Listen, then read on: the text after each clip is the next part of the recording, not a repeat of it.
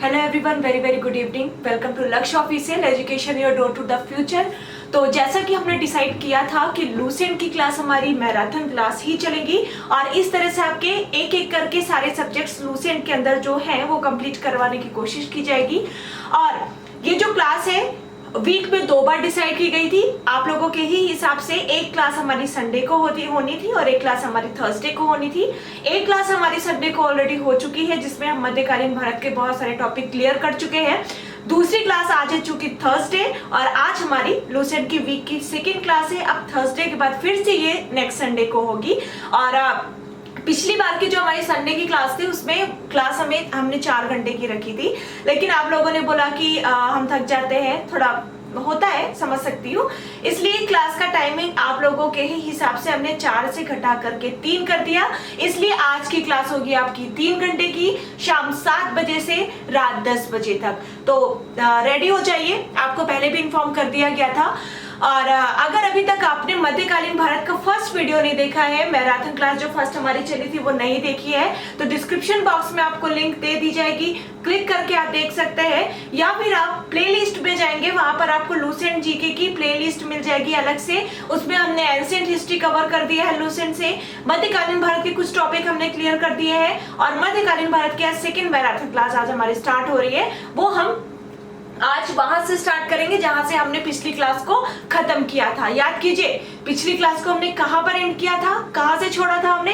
सैयद वंश से छोड़ा था हमने मध्यकालीन भारत में अरबों का आक्रमण देखा था, तुर्क का आक्रमण देखे थे, महमूद गजनवी का आक्रमण देखा था, फिर हमने देखा था मोहम्मद गौरी तुर्क आक्रमणकारी, गुलाम वंश की स्थापना हुई वो देखा, फिर उसके बाद हमने खिलजी वंश, तुगलक वंश, सैयद वंश, ये सारे वंश देखे।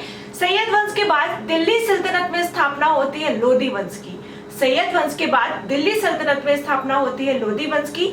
लोधी वंश का कार्यकाल रहता है 1451 से 1526। 1451 से 1526।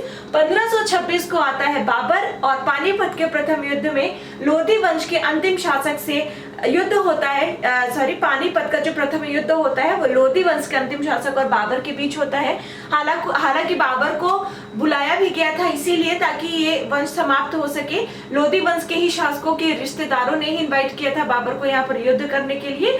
और चूंकि उस समय बाबर के पास बहुत बड़ी बड़ी सेनाएं और साथ में आधुनिक जो तोप वगैरह थी वो सब हुआ करती थी और इस कारण से मुगलों के सामने या बाबर के सामने लोधी वंश की सेना टिक नहीं सकी। 1526 में पानीपत के प्रथम युद्ध में बाबर से लोधी वंश या ये लोधी वंश का जो शासक है, दिल्ली वंश का अंतिम शासक, ये हार जाता है और भारत में मुगल शासन की स्थापना हो जाती है जो कि 1707 औरंगजेब तक मध्यकालीन भारत स्पेशली माना जाता है। और औरंगजेब के बाद भी उत्तर मुगल कालीन शासक आए लेकिन वो इतने ज्यादा प्रभावकारी सिद्ध नहीं हुए, तो औरंगजेब तक ही हम बहुत ज्यादा डिटेल में पढ़ते हैं, वो कारण यही है 1707 तक। ठीक है, तो इस तरह से दिल्ली सल्तनत का आज हम स्टार्ट करेंगे। अंतिम वंश जो कि है लोधी वंश। वीडियो को लाइक करते रहिएगा, वीडियो को शेयर करते रहिएगा। अगर अब तक चैनल को सब्सक्राइब नहीं किया है तो चैनल को भी सब्सक्राइब कर लेंगे।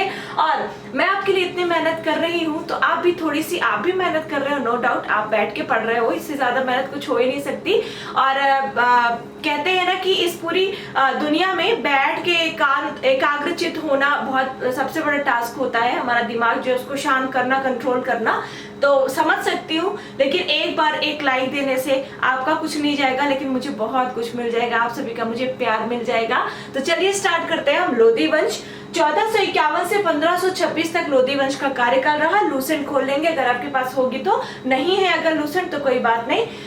लोधी वंश की स्थापना किसने की थी? तो लोधी वंश के संस्थापक माने जाते हैं बहलोल लोधी। लोधी वंश के संस्थापक माने जाते हैं बहलोल लोधी। और इन्होंने केवल लोधी वंश की स्थापना नहीं की थी बल्कि इन्हें एक और बात का श्रेय जाता है कि भारत में सबसे पहले अफगान शासन की स्थापना, भारत में सबसे पहले अफगान शासन की स्थापना लोधियों ने ही की थी। मतलब जो लोधी वंश के अंतर्गत जो भी शासक हुए वो सारे के सारे अफगान शासक थे और इन अफगान शासकों का युद्ध, इनका संघर्ष लगातार मुगलों तक चलता, अकबर और अकबर के बाद के शासकों तक भी इनका संघर्ष चलता आ रहा था, मतलब चलता गया लेकिन जीत नहीं पाए। तो इस तरह से भारत में प्रथम अफगान शासन की स्थापना की थी किसने? बहलोल लोधी ने। इसके अलावा भारत में पहली बार लोधी वंश की स्थापना किसने की थी? बहलोल लोधी ने। चूंकि ये लोग अफगान थे, इस कारण से इन्हें अफगान वंश के या अफगानों की यहाँ पर नींव का भी श्रेय दिया जाता है। और बहलोल लोधी ने जब स्थापना की थी तो यह भारत में 1451 में गद्दी पर बैठता है, मतलब दिल्ली सल्तनत में, दिल्ली के सिंहासन में। उस समय दिल्ली ही राजधानी थी। राजधानी मैंने पिछली वीडियो में क्रम से लिख दिया था, राजधानी मैंने पिछली वीडियो में क्रम से लिखा था, इस वीडियो में मैं नहीं लिख रही हूँ। आप एक बार अगर आपने लिखा होगा कहीं पर, आपने अपने नोट्स में एक बार रिकॉल जरूर कर लीजिएगा ताकि आपको याद रहे। तो राजधानी अभी तक दिल्ली चली आ रही थी। तो 1451 में बहलोल लोधी दिल्ली के राज सिंहासन पर बैठता है और यह बहलोल शाह गाजी की उपाधि से दिल्ली के राज सिंहासन पर बैठता है। बहलोल शाह गाजी की उपाधि से दिल्ली के सिंहासन पर यह बैठता है। और दिल्ली पर, जैसा कि लिखा हुआ है, दिल्ली पर प्रथम अफगान राज्य की स्थापना का श्रेय भी जाता है बहलोल लोधी को। प्रथम अफगान राज्य की स्थापना का श्रेय बहलोल लोधी ने बहलोल सिक्के का प्रचलन कराया। तो बहलोल सिक्के अगर आएगा तो आप उससे तुरंत जान पाओगे कि इन सिक्कों का प्रचलन किसने कराया होगा। तो जी हाँ, बहलोल लोधी ने। और बहलोल लोधी की सबसे बड़ी विशेषता ये थी कि उसके राज दरबार के जो सरदार हुआ करते थे, है ना, उनका बहुत ज्यादा सम्मान किया करता था। जब भी इसके राज दरबार में या कहीं पर भी सरदार खड़े होते थे तो स्वयं भी उनके सम्मान में ये उनके साथ खड़ा रहता था और उनको एक उपाधि या उनको एक शब्द से कहकर पुकारता था, मकसद ए अली।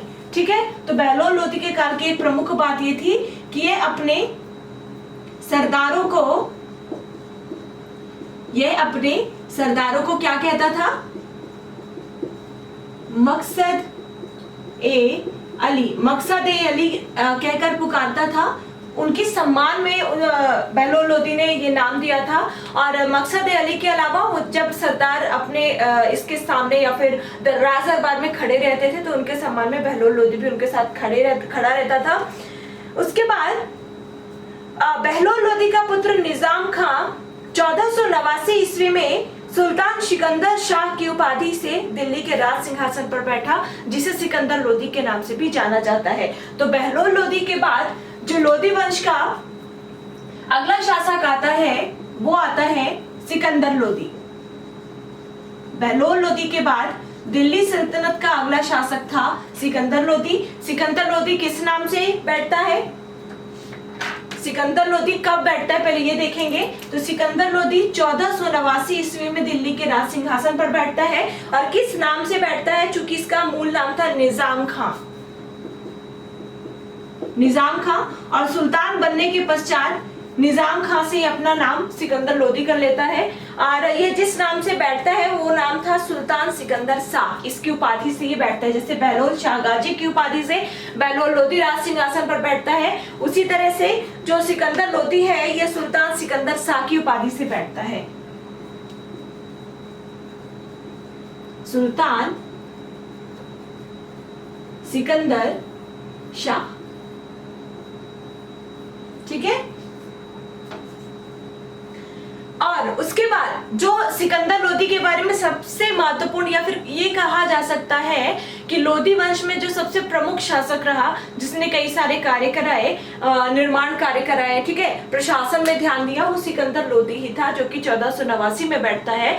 और इसके काल की सबसे महत्वपूर्ण विशेषता ये थी कि जो आगरा शहर आप देखते हो, आगरा शहर आगे चल के सिकंदर लोधी भी अपनी राजधानी बनाता है। फिर जब दिल्ली मुगल सल्तनत या मुगल काल जब स्थापित होता है भारत में, तो आगरा को ही राजधानी बनाई जाती है। उसके बाद शाहजहां के काल में फिर दिल्ली राजधानी जो है ले जाई जाती है फिर आगरा से। लेकिन अब चूंकि राजधानी बनाई जाती है तो हम सभी को पता है, लेकिन ये भी पता होना चाहिए कि आगरा जो है यह बसाया था, आगरा नगर की स्थापना की थी सिकंदर लोधी ने ही, और उसके बाद उस नगर को स्वयं अपनी राजधानी भी बनाई थी। तो 1504 में क्वेश्चन पूछा जाता है, बहुत इंपॉर्टेंट है। तो 1504 ईस्वी में सिकंदर लोधी ने आगरा की स्थापना की थी। जैसे तुगलकाबाद देखा है हमने फिरोजाबाद देखा है, हमने फैजाबाद देखा है, फिरोज शाह तुगलक में देखा था ना, याद होगा आपको। उसी तरह से आगरा शहर की स्थापना का श्रेय जाता है सिकंदर लोदी को, जिसने 1504 में इस नगर की स्थापना की थी। उसके अलावा भूमि के लिए मापन के प्रामाणिक पैमाना गजे सिकंदरी का प्रचलन सिकंदर लोदी ने ही किया था। तो गजे सिकंदरी भी आएगा तो आपको बन जाएगा, क्योंकि सिकंदर लोदी के ही नाम पर है। तो गजे सिकंदरी क्या था ये पूछा जाता है सबसे ज्यादा। तो गजे सिकंदरी भूमि को मापने का एक पैमाना था। क्या था गजे सिकंदरी? तो गजे सिकंदरी भूमि को मापने का एक पैमाना था।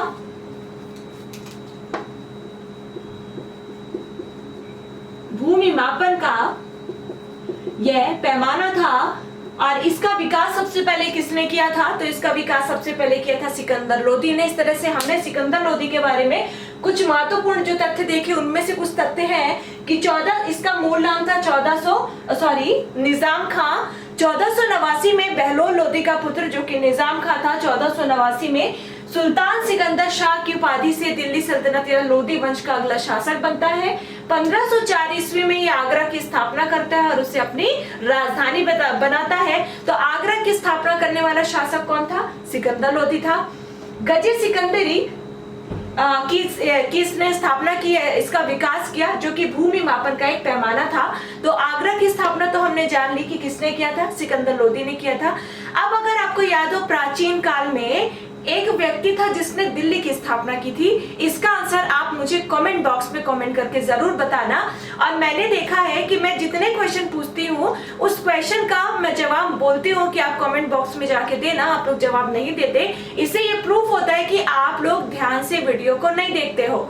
लेकिन प्लीज वीडियो को ध्यान से देखें, पूछे गए क्वेश्चन का जवाब दें। हो सकता है कि यही क्वेश्चन आपके पेपर में आ जाए, एग्जाम में आ जाए। और अगर आपको ये क्वेश्चन नहीं बन रहा है अभी, तो आप उसे ढूंढेंगे, देखेंगे, याद करेंगे, फिर जवाब देंगे तो आपका क्वेश्चन तैयार होगा। इसलिए मैं क्वेश्चन पूछती हूँ। क्वेश्चन पूछने का मेरा ये उद्देश्य नहीं है कि मैं ये देख पाऊँ कि आपको चीजें मतलब एक टाइम पास है, कह सकते हैं, ठीक है, मैं टाइम पास करने के लिए आपसे क्वेश्चन पूछती हूँ, ऐसा बिल्कुल भी नहीं है। मैं केवल ये करने की कोशिश करती हूँ कि मैं क्वेश्चन जो पूछूं एटलीस्ट आप उसे याद करेंगे, अगर याद नहीं होगा तो। और अगर वो क्वेश्चन एग्जाम में आ गया तो आपसे क्वेश्चन वो बन सकता है। चलिए आगे बढ़ेंगे। तो गजे सिकंदरी देख लिया, सिकंदर लोदी ने विकास किया था। इसका भूमि मापन की एक इकाई थी, पैमाना था। उसके बाद एक और महत्वपूर्ण तथ्य है, मैंने बताया ना इसके काल में बहुत सारी जो चीजें हैं वो महत्वपूर्ण हो जाती हैं। गुलरुखी शीर्षक से, गुलरुखी एक पुस्तक थी, उसमें गुलरुखी शीर्षक से इसने फारसी भाषाओं में कई सारी कविताएं लिखी थी। तो गुलरुखी, एक मिनट मैं इसको मिटा के लिखती हूँ।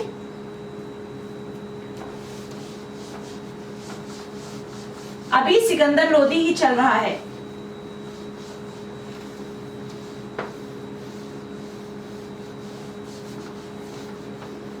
वीडियो को प्लीज सब लोग लाइक कर दीजिएगा, वीडियो को शेयर कर दीजिएगा अपने दोस्तों के साथ, और चैनल को अगर अभी तक सब्सक्राइब नहीं किया है तो प्लीज सब्सक्राइब भी कर लीजिएगा।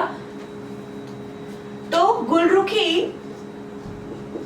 पूछा जाए अगर कि गुलरुखी शीर्षक से फारसी में कविताएं लिखने वाला दिल्ली सल्तनत का सुल्तान कौन था, आंसर क्या हो जाएगा? सिकंदर लोदी। तो अभी तो आपको बन जाएगा, लेकिन हो सकता है कि कुछ दिन बाद आप भूल जाओ। आपने पढ़ा आज लेकिन फिर भी आप भूल सकते हो, तो रिवीजन इज मस्ट, रिवीजन जरूर कर लीजिएगा। तो गुलरुखी शीर्षक से फारसी भाषा में कविताएं लिखने वाला शासक सिकंदर लोदी था, सिकंदर लोदी था। क्लियर? चलिए आगे बढ़ेंगे। नेक्स्ट पॉइंट है, सिकंदर लोदी ने आगरा को अपनी नई राजधानी बनाई। दिल्ली राजधानी थी, इसने 1504 में आगरा की स्थापना की और आगरा को ही अपनी नई राजधानी बनाई। तो यहाँ पर मैंने लिखा था पिछले वीडियो में सारी राजधानियां कब किसने परिवर्तित की और कौन सी राजधानी कब बनी। तो लास्ट टाइम दिल्ली ही राजधानी थी, अब दिल्ली से राजधानी क्या हो गई है? आगरा। और आगरा राजधानी पहली बार किसने की है? सिकंदर लोदी ने, और उन्होंने ही आगरा नगर की स्थापना की। इसके आदेश पर संस्कृत के एक आयुर्वेद ग्रंथ का फारसी में फरहंगे सिकंदरी नाम से अनुवादन हुआ। और वैसे क्वेश्चन नहीं पूछा जाता है, अनुवादन हुआ।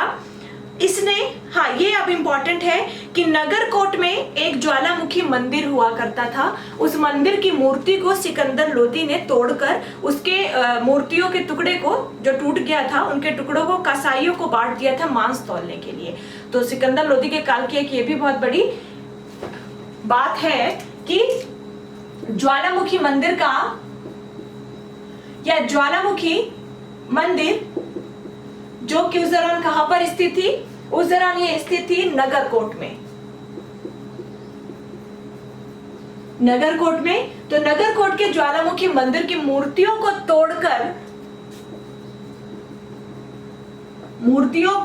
तोड़कर उस मूर्ति के टुकड़े को कसाईयों में बंटवा दिया। कसाईयों में बंटवा दिया किस लिए? मांस तौलने के लिए, मांस तौलने के लिए। ठीक है, इतना क्रूर काम ही कर कैसे सकते थे। तो ज्वालामुखी मंदिर जो कि नगरकोट में स्थित था, उस दौरान वहां की मूर्ति को तोड़कर मूर्ति के टुकड़ों को इसने कसाईयों में बंटवा दिया था मांस तौलने के लिए। ये पूछा जाता है तो ऐसा कौन सा शासक था जिसने ज्वालामुखी मंदिर के मूर्तियों को विनाश किया या विध्वंस किया? आंसर हो जाएगा सिकंदर लोदी। हो सकता है कि महमूद गजनवी भी उसमें आए, क्योंकि मूर्ति भंजक के लिए महमूद गजनवी काफी फेमस है। लेकिन नगरकोट के ज्वालामुखी मंदिर के अगर अंतर्गत कोई पूछा जाता है शासक, तो वो है सिकंदर लोदी, ना कि महमूद गजनवी। अब मूर्तियां तो तोड़ दी, लेकिन साथ ही साथ इसने जो मुस्लिम में ताजियां निकाली जाती थी, इसने ताजियां निकालने पर भी प्रतिबंध लगा दिया था। और जो मुस्लिम महिलाएं थी, मुस्लिम स्त्रियां थी, उन्हें पीरों एवं संतों की मजार पर जाने पर भी उसने प्रतिबंध लगा दिया था। तो क्या क्या देखा हमने देखा कि इसने 1504 में आगरा की स्थापना की। इसने गजे सिकंदरी नामक पैमाने का विकास किया। इसने आगरा को अपनी राजधानी भी बनाई। इसने गुलरुखी शीर्षक से फारसी भाषा में अपने कविताएं भी लिखी हैं। उसके अलावा हमने देखा कि इसने नगरकोट के ज्वालामुखी मंदिर की मूर्तियों का विध्वंस किया या करवाया। अब ताजिया निकालने पर भी इसने मुसलमानों पर भी प्रतिबंध लगा दिया था। तो ताजिया निकलवाने या ताजिया निकालने तथा जो मुस्लिम स्त्रियां हुआ करती थी,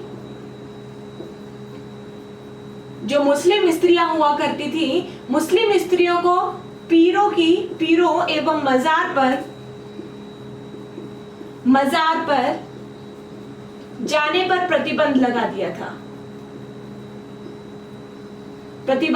था। मेरे ख्याल से मुस्लिम स्त्रियां अभी भी मस्जिद में नहीं जाती हैं। अगर आप लोगों को पता होगा तो बताइएगा। मेरे ख्याल से अभी भी नहीं जाती हैं। और ताजिया निकालने और मुस्लिम स्त्रियों को जो है पीरों एवं मजारों पर जाने पर भी इसने प्रतिबंध लगा दिया था। उसके बाद है गले की बीमारी के कारण सिकंदर लोदी की मृत्यु हो जाती है 1517 ईस्वी में। और इसी दिन इसका पुत्र था, पहले कौन आया? बहलोल लोदी आया, जिसने लोदी वंश की स्थापना की। देन आता है सिकंदर लोदी, उसका पुत्र। सिकंदर लोदी की मृत्यु के बाद अब यहाँ पर एक चीज अच्छी थी कि किसी ने किसी की हत्या नहीं करी, है ना, बिना हत्या के उनकी मृत्यु के बाद ही ये सिंहासन पर बैठ गए। तो सिकंदर लोदी के बाद, उनकी मृत्यु के बाद इसका पुत्र आता है इब्राहिम लोदी, और वो लोदी वंश का अगला शासक बनता है। मेरे ख्याल से आपको चीजें समझ में आ रही होंगी। ठीक है, समझ में आ रही है तो प्लीज लाइक कर देना।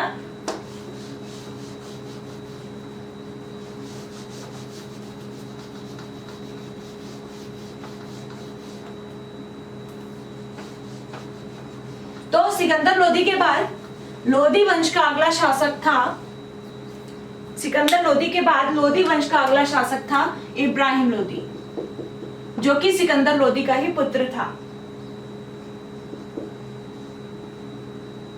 इब्राहिम लोदी, अब पढ़ेंगे हम इब्राहिम लोदी के बारे में। तो इब्राहिम शाह की उपाधि से ये जो है दिल्ली सल्तनत की गद्दी पर बैठता है, या आगरा के राज सिंहासन पर बैठता है। क्यों? क्योंकि आगरा राजधानी हुआ करती थी ना सिकंदर लोदी के काल से। तो वैसे जो ये अफगान शासक थे, ये शाह की उपाधि से ही इन्होंने सिंहासन धारण किया था। इसके काल की एक सबसे महत्वपूर्ण बात यही है कि 21 अप्रैल 1526 को इसके ही काल में पानीपत का एक प्रथम युद्ध होता है, और इसमें इब्राहिम लोदी और बाबर के मध्य युद्ध होता है, जिसमें बाबर विजयी होता है और इब्राहिम लोदी मारा जाता है। तो इब्राहिम लोदी के काल में 21 अप्रैल 1526। तो देखिए जो प्रमुख युद्ध हैं उनकी डेट्स को हम भूल जाते हैं, जैसे 1526 बस याद करते हैं, लेकिन 21 अप्रैल को भी याद रखना है। देखिए पानीपत के जो तीनों युद्ध हैं, आगे चल के हल्दी घाटी का युद्ध आएगा, और भी कई सारे युद्ध हैं जो प्रमुख माने जाते हैं, उनकी आपको डेट भी याद रखनी है। तो 21 अप्रैल 1526 को इब्राहिम लोदी के ही काल में होता है पानीपत के मैदान में पानीपत का प्रथम युद्ध। पानीपत का प्रथम युद्ध किसके बीच होता है? तो चूंकि इसके ही रिश्तेदारों ने बाबर को इनवाइट किया था भारत पर राज करने के लिए, तो यह युद्ध होता है बाबर और इब्राहिम लोदी के बीच। इब्राहिम लोदी वर्सेस बाबर। और इसके क्रम में यह भी पूछा जाता है कि सबसे पहले भारत में तोपों का प्रयोग किस युद्ध में किया गया, तो वो पानीपत का प्रथम युद्ध ही था। हालांकि जब बाबर का भी काल आएगा, वहां पर शायद लिखा हो आपकी लूसेंट में, तो वहां पर भी हम जरूर देखेंगे। तो इब्राहिम लोदी और बाबर के मध्य युद्ध हुआ, जिसमें बाबर विजयी रहा। इब्राहिम लोदी की इस युद्ध में हार और मृत्यु हो गई। ठीक है, तो पानीपत के प्रथम युद्ध में यह मारा भी गया था। अब देखते हैं कि इनवाइट किसने किया था बाबर को भारत पर आक्रमण करने के लिए। तो बाबर को भारत में आक्रमण करने के लिए निमंत्रण पंजाब के शासक दौलत खां लोदी एवं इब्राहिम लोदी के चाचा आलम खां ने दिया था। मतलब रिश्तेदारों ने ही इनवाइट किया था बाबर को। अगला पॉइंट है जो कि कहा जा सकता है कि वंशों के अंतर्गत अभी तक हम जितने वंश देख रहे थे, उन वंशों का आखिरी पॉइंट है, मोट की मस्जिद का निर्माण सिकंदर लोदी के वजीर ने करवाया था। मोट की मस्जिद जो कि आज भी दिल्ली में स्थित है, उसका निर्माण सिकंदर लोदी के काल में सिकंदर लोदी के ही एक वजीर ने करवाया था। तो इतना याद रखिएगा कि मोट की मस्जिद का निर्माण किस वंश के काल में हुआ था? आंसर हो जाएगा लोदी वंश के काल में। ठीक है, इस तरह से आपका लोदी वंश भी हो जाता है समाप्त। तो हमने दिल्ली सल्तनत के सारे वंशों को देख लिया, पढ़ लिया। हमने गुलाम वंश, खिलजी वंश, तुगलक वंश, सैयद वंश और आज अंतिम वंश लोदी वंश देखा। अब लोदी वंश के बाद से भारत में हो जाता है शासन मुगलों का। बाबर आता है और बाबर के साथ ही मुगल वंश की नींव पड़ जाती है, जो कि काफी लंबे समय तक रहती है। ठीक है, 1857 तक रहती है। और अब इसके बाद हम देखेंगे, अब डायरेक्ट हम मुगल काल में नहीं जाएंगे, जैसा कि आपके लूसेंट में भी है, डायरेक्ट हम मुगल काल में नहीं जाएंगे, बल्कि उसके पहले दिल्ली सल्तनत के काल में कैसे प्रशासन कैसा रहा। ठीक है, बीच बीच में हमने विभिन्न विभाग देखे थे, जैसे अमीर को ही देखा था हमने, दीवाने खैरात देखा, दीवाने बंदगान देखा। ठीक है, तो यहाँ पर हम इकट्ठा उसे पढ़ लेते हैं कि किस प्रकार से उनकी प्रशासनिक व्यवस्था थी। प्रशासनिक व्यवस्था ही यहाँ पर बस दिया हुआ है। ठीक है, लेकिन उसे पढ़ने से पहले मैं आपसे कुछ पूछूंगी सवाल पिछली वीडियो के, और इन क्वेश्चंस का आपको जवाब देना है कमेंट बॉक्स में। अब देखती हूँ कि आप लोग मेरी बातें कितना सुनते हो। ये बताइए कि दिल्ली सल्तनत का ऐसा कौन सा सुल्तान था जिसने राज दरबार में सिजदा और पापोस जैसी प्रथाओं का प्रारंभ किया? कमेंट बॉक्स में कमेंट करके बताएंगे। अभी मैं कमेंट नहीं देख पा रही हूँ। सिजदा और पापोस की प्रथा की शुरुआत करने वाला सुल्तान कौन था? नेक्स्ट पॉइंट बताएंगे कि इक्ता प्रणाली का प्रचलन सबसे पहले किसने किया, या इक्ता प्रणाली की शुरुआत किसने की? अगला पॉइंट बताएंगे तुर्कान ए चिहलगानी का विकास दिल्ली सल्तनत के किस सुल्तान ने किया? तुर्कान ए चिहलगानी का विनाश, विकास नहीं विनाश, दिल्ली सल्तनत के किस सुल्तान ने किया? अगला पॉइंट, इब्न बतूता किस देश का यात्री था? इब्न बतूता किस देश का यात्री था? अगला पॉइंट, ऐसा कौन सा शासक था जिसने अपनी राजधानी दिल्ली से देवगिरी स्थापित की? ऐसा कौन सा शासक था जिसने अपनी राजधानी दिल्ली से देवगिरी स्थापित की? अगला क्वेश्चन, ऐसा कौन सा शासक था जिसने सांकेतिक मुद्रा का प्रचलन किया? ऐसा कौन सा शासक था जिसने सांकेतिक मुद्रा का प्रचलन किया? मुझे पता है आप सभी लाइव चैट पे अपने आंसर्स जरूर दे रहे हैं। ठीक है, लेकिन कमेंट बॉक्स में जाके देंगे, वहां पर मैं अच्छे से पढ़ पाऊंगी आप लोगों के कमेंट। अगला पॉइंट, पॉइंट, अगला क्वेश्चन है आपके लिए कि सैनिकों का हुलिया लिखने की प्रथा का प्रारंभ किसने किया? सैनिकों की हुलिया लिखने की प्रथा का प्रारंभ किसने किया? अगर आप लोग ये सारे आंसर्स दे पाओगे, बस इतने ही क्वेश्चन पूछूंगी, कुछ क्वेश्चन मुझे लगेंगे तो वो मैं आपको लास्ट में पूछ लूंगी। तो अगर आपने इन क्वेश्चंस का आंसर दे लिया, मतलब बिना एकदम दिमाग का जोर दिए हुए, तो समझ लेना कि आपको चीजें याद हो गई है। जो हमने मैराथन क्लास ली थी पिछली बार, वो आपकी सफल हो चुकी है, ठीक है। और जहां तक मेरा अनुमान है ना, आप लोगों पर इतना मुझे विश्वास है कि आप लोगों को ये क्वेश्चन बहुत अच्छे से बन जाएंगे। तो इस तरह से दिल्ली सल्तनत के सारे सुल्तानों का हमने पढ़ लिया, सारे वंशों को हमने खत्म कर लिया। अब बारी आती है दिल्ली सल्तनत की प्रशासनिक व्यवस्था की, ठीक है। तो आखिर वहां की प्रशासनिक व्यवस्था कैसी थी? राष्ट्र में कौन प्रमुख हुआ करता था?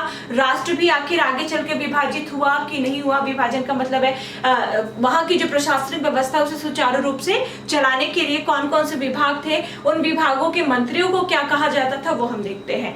तो मध्यकालीन भारत में दिल्ली सल्तनत में प्रशासनिक व्यवस्था,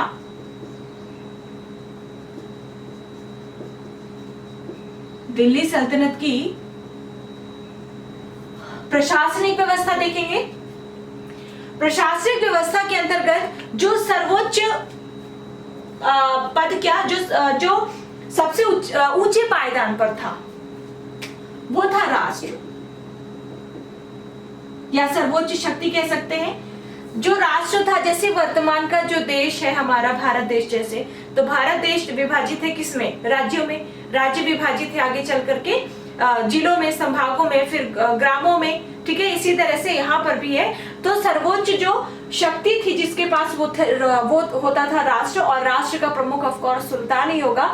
लेकिन सुल्तान राष्ट्र पर बैठकर सारे अपने क्षेत्र को देख पाना उसके लिए संभव नहीं था। वहां की प्रशासनिक व्यवस्था को चलाना सुचारू रूप से उसके लिए संभव नहीं था। इस कारण से राष्ट्र को विभाजित किया जाता था प्रांतों में, जैसे आज भारत को विभाजित किया गया है राज्यों में, उसी तरह से राष्ट्र को विभाजित किया जाता था प्रांतों में। और प्रांतों को उस समय कहा जाता था इक्ता या सूबा। एकता या सूबा, ठीक है। जो एकता था, एकता विभाजित होता था शिक में, शिक जिसे जिले कहा जाता था।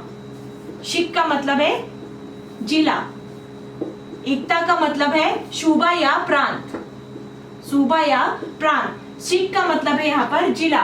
तो राष्ट्र विभाजित था एकताओं में या सूबों में या प्रांतों में, प्रांत विभाजित थे शिक अर्थात जिलों में, जिले विभाजित थे परगनों में, परगना, और परगने विभाजित थे ग्रामों में। इस तरह से प्रशासन की सबसे बड़ी इकाई होती थी राष्ट्र, जबकि प्रशासन की सबसे छोटी इकाई होती थी ग्राम, ठीक है। देख लेंगे एक बार, राष्ट्र सबसे बड़ी इकाई प्रशासन की राष्ट्र होती थी।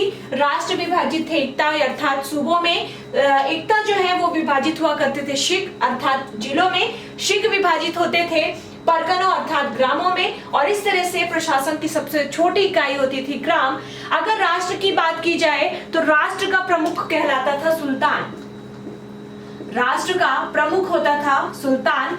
एकता की अगर बात की जाए तो एकता का प्रमुख होता था नायब, मतलब एकता का जो देख रेख करता था, जो सर्वोच्च होता था, वो होता था नायब। जैसे प्रधानमंत्री इनका होता है मुख्यमंत्री, उसी तरह से राष्ट्र का होता था सुल्तान, एकता का होता था नायब। उसके बाद जो शिक हुआ करते थे अर्थात जो जिले हुआ करते थे, जिलों का प्रमुख होता था शिकदार, जिलों का प्रमुख होता था शिकदार। बारी आती है परगनों की, तो परगनों का जो प्रमुख होता था उसे कहते थे आमिल, उसे कहा जाता था आमिल। और ग्राम में तो मुखिया ही ग्रामों को देखता था। तो हमने क्या देखा कि राष्ट्र सबसे बड़ी इकाई होती थी, राष्ट्र एकता, राष्ट्र का प्रमुख सुल्तान कहलाता था, राष्ट्र विभाजित था एकता में, एकता का जो प्रमुख था वो नायब कहलाता था, एकता विभाजित था शिक अर्थात जिलों में, जो जिलों का प्रमुख था वो शिकदार कहलाता था, शिक विभाजित थे परगनों में, इसका प्रमुख आमिल कहलाता था। और इस तरह से प्रशासन की सबसे छोटी इकाई होती थी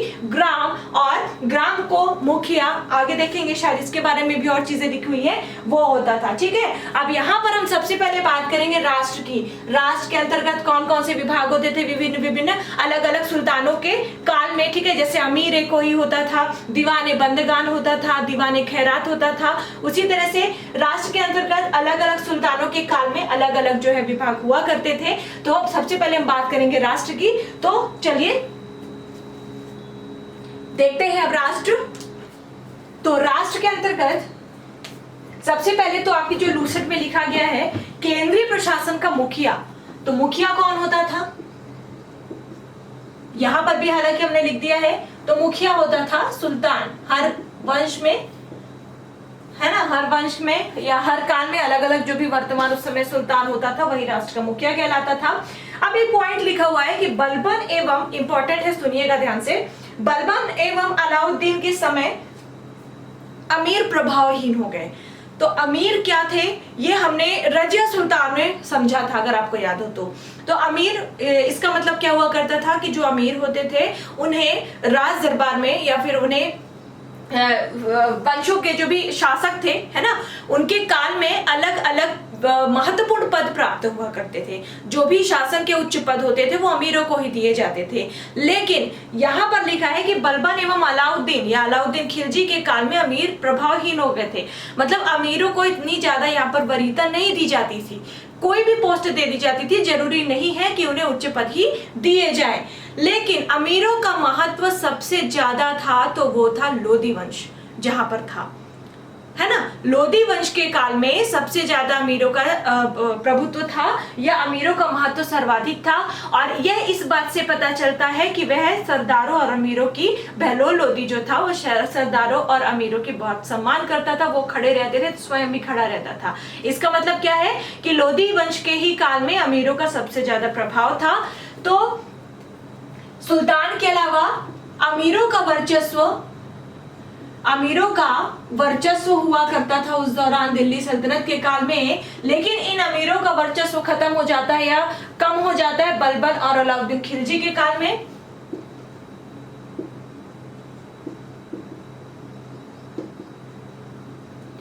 बलबन और अलाउद्दीन खिलजी के काल में। लेकिन अगर पूछा जाए कि ये इनका प्रभाव सबसे अधिक किस काल में था, तो सर्वाधिक प्रभाव अमीरों का सर्वाधिक प्रभाव था लोधी के काल, लोधी वंश के काल में।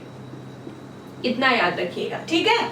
आई होप समझ गए होंगे। वीडियो को लाइक करते रहिएगा, वीडियो को शेयर करते रहिएगा, मुझे बार बार बोलना ना पड़े। अब चूंकि सुल्तान को सलाह देने के लिए एक मंत्री परिषद भी होती थी, हर सुल्तान के काल में सुल्तान को सलाह देने के लिए एक मंत्री परिषद भी होती थी। लेकिन मंत्री परिषद की सलाह को मानना या ना मानना ये सुल्तान पर डिपेंड करता था। अगर उसे सही लगता था तो वो मान भी लेता था, नहीं लगता था तो सुल्तान उनकी बातों को नहीं भी मानता था। तो जो उस दौरान मंत्री परिषद हुआ करती थी उन्हें कहा जाता था मजलिस ए खलवत। तो सुल्तान को इसे मैं मिटा के लिखती हूं। तो सुल्तान के अलावा राज दरबार में एक मंत्री परिषद भी होती थी।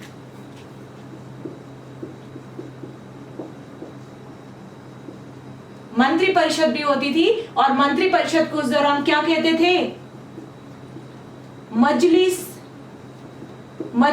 ए खलवत, मजलिस ए खलवत। तो अगर पूछा जाए कि दिल्ली सल्तनत या दिल्ली सल्तनत के काल में मजलिस ए खलवत जो शब्द है वो किससे संबंधित था, और आपको ऑप्शन दे दिए जाए, आपका आंसर क्या होगा, मंत्री परिषद। तो राजा को सलाह या सुल्तान को सलाह देने के लिए एक मंत्री परिषद होती थी उस दौरान और उसे कहा जाता था मंत्री परिषद। जो क्वेश्चन मैंने आपको थोड़ी देर पहले पूछे हैं उनका आंसर अपेक्षित है आपसे। मजलिस ए खलवत, और ये जो मजलिस ए खलवत था, ये जो मंत्री परिषद थी, इनकी जो बैठक हुआ करती थी उस स्थान का नाम था, इनकी जो बैठक थी मंत्री परिषद की वो होती थी मजलिस ए खास में। ठीक है, तो मंत्री परिषद को कहा जाता था मजलिस ए खलवत और मजलिस ए खलवत की बैठक हुआ करती थी मजलिस ए खास में। एक शब्द आता है, मतलब एक और ये जगह है, नाम है बार ए खास। जैसे मजलिस ए खास और यहाँ पर क्या होता था, यहाँ पर मंत्रिपरिषद की बैठक होती थी। लेकिन एक और जगह का नाम था बार ए खास। बार ए खास में क्या करते थे, तो बार ए खास इसमें जो सुल्तान है ये सभी दरबारियों, खानों और अमीरों मालिकों और अन्य रईसों को बुलाता था, जो भी वहां पर उच्च हुआ करते थे उस दौरान। ठीक है, तो किन्हें बुलाता था, अमीरों को, सभी दरबारियों को। क्या आपको इधर दिख रहा है, ठीक है, अब उसके आगे नहीं लिखूंगी। तो अमीरों को, दरबारियों को और मालिकों को और रईसों को यहाँ पर इनवाइट करता था। तो मजलिस ए खास में मंत्रिपरिषद की बैठक होती थी, जबकि बार ए खास में जो उच्च हुआ करते थे उस दौरान, उच्च लोग हुआ करते थे, अमीर, दरबारी, जो मालिक हुआ करते थे, रईस हुआ करते थे, उन्हें सुल्तान इनवाइट करता था, वहां पर बुलाता था। एक और जगह है बार ए खास के अलावा, एक और जगह है बार ए आजम।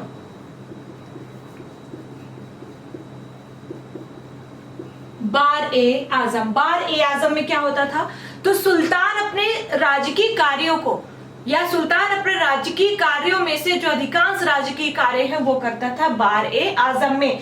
तो सुल्तान राजकीय कार्यों का अधिकांश भाग पूरा यहाँ पर करता था। आपकी जो लूसेंट में लिखा हुआ है, तो मैं शॉर्ट में लिख रही हूं, अधिकांश राजकीय कार्य यहाँ पर संपादित किए जाते थे। तो हमने कौन कौन सी जगहें देखी, हमने देखा मजलिस ए खास, जिसमें मजलिस ए खलवत की बैठक होती थी। मजलिस बार ए खास में जो अमीर, दरबारी, रईस, मालिक हुआ करते थे उन्हें इनवाइट करता था सुल्तान। बार ए आजम में क्या होता था, तो बार ए आजम में सुल्तान अपने राजकीय कार्यों का अधिकांश भाग संपादित करता था। इस तरह से जो प्रमुख प्लेस थे उस दौरान जहां पर विभिन्न कार्य संचालित किए जाते थे वो कंप्लीट हो जाते हैं। उसके बाद जैसे हमने मंत्रिपरिषद देखा, ठीक है, मंत्रिपरिषद को मजलिस ए खलवत कहा जाता था। मंत्रिपरिषद के अलावा विभिन्न विभागों में, अलग अलग विभागों में, चाहे वो वित्त विभाग हो, वित्त विभाग की देखरेख के लिए मंत्री की नियुक्ति की जाती थी, कोषाध्यक्ष के लिए मंत्री की नियुक्ति की जाती थी। उसके अलावा आपने फिरोज शाह तुगलक के काल में देखा था, दासों की देखभाल के लिए भी एक जो क्या कह सकते हैं, मंत्री या विभाग का निर्माण किया गया था, है ना। हाँ, पेंशन विभाग के लिए भी मंत्रियों का वहां पर व्यवस्था की गई थी, एक विभाग अलग से ही बनाया गया था पेंशन के लिए, है ना। सैन्य विभाग के लिए, वहां की सैन्य विभाग की देखरेख के लिए, सैनिकों की देखरेख के लिए जो है अलग से विभाग बनाए गए थे। अब उन विभागों की हम चर्चा करते हैं, और वो भी केंद्रीय प्रशासन अर्थात राष्ट्र के अंतर्गत ही आएगा। तो आई होप आपको इतनी चीजें क्लियर हो गई होंगी। अब हम देखते हैं, इसको मैं साफ करूंगी फिर बताती हूँ। अब हम देखते हैं प्रमुख मंत्री और उनसे संबंधित विभाग दिल्ली सल्तनत के अंतर्गत। प्रमुख मंत्री याद रखिएगा, ठीक है। पहला लिख रही हूं वजीर, पहला था वजीर। एक काम करती हूं, पहले पूरे मंत्री लिख देती हूँ, उसके बाद मंत्री और विभाग लिख देते हैं, उसके बाद किस क्षेत्र से संबंधित है वो कंप्लीट करेंगे। अगला है मुशर्रिफ ए मुमालिक। मुशर्रिफ ए मुमालिक। Next is मजमुआदर।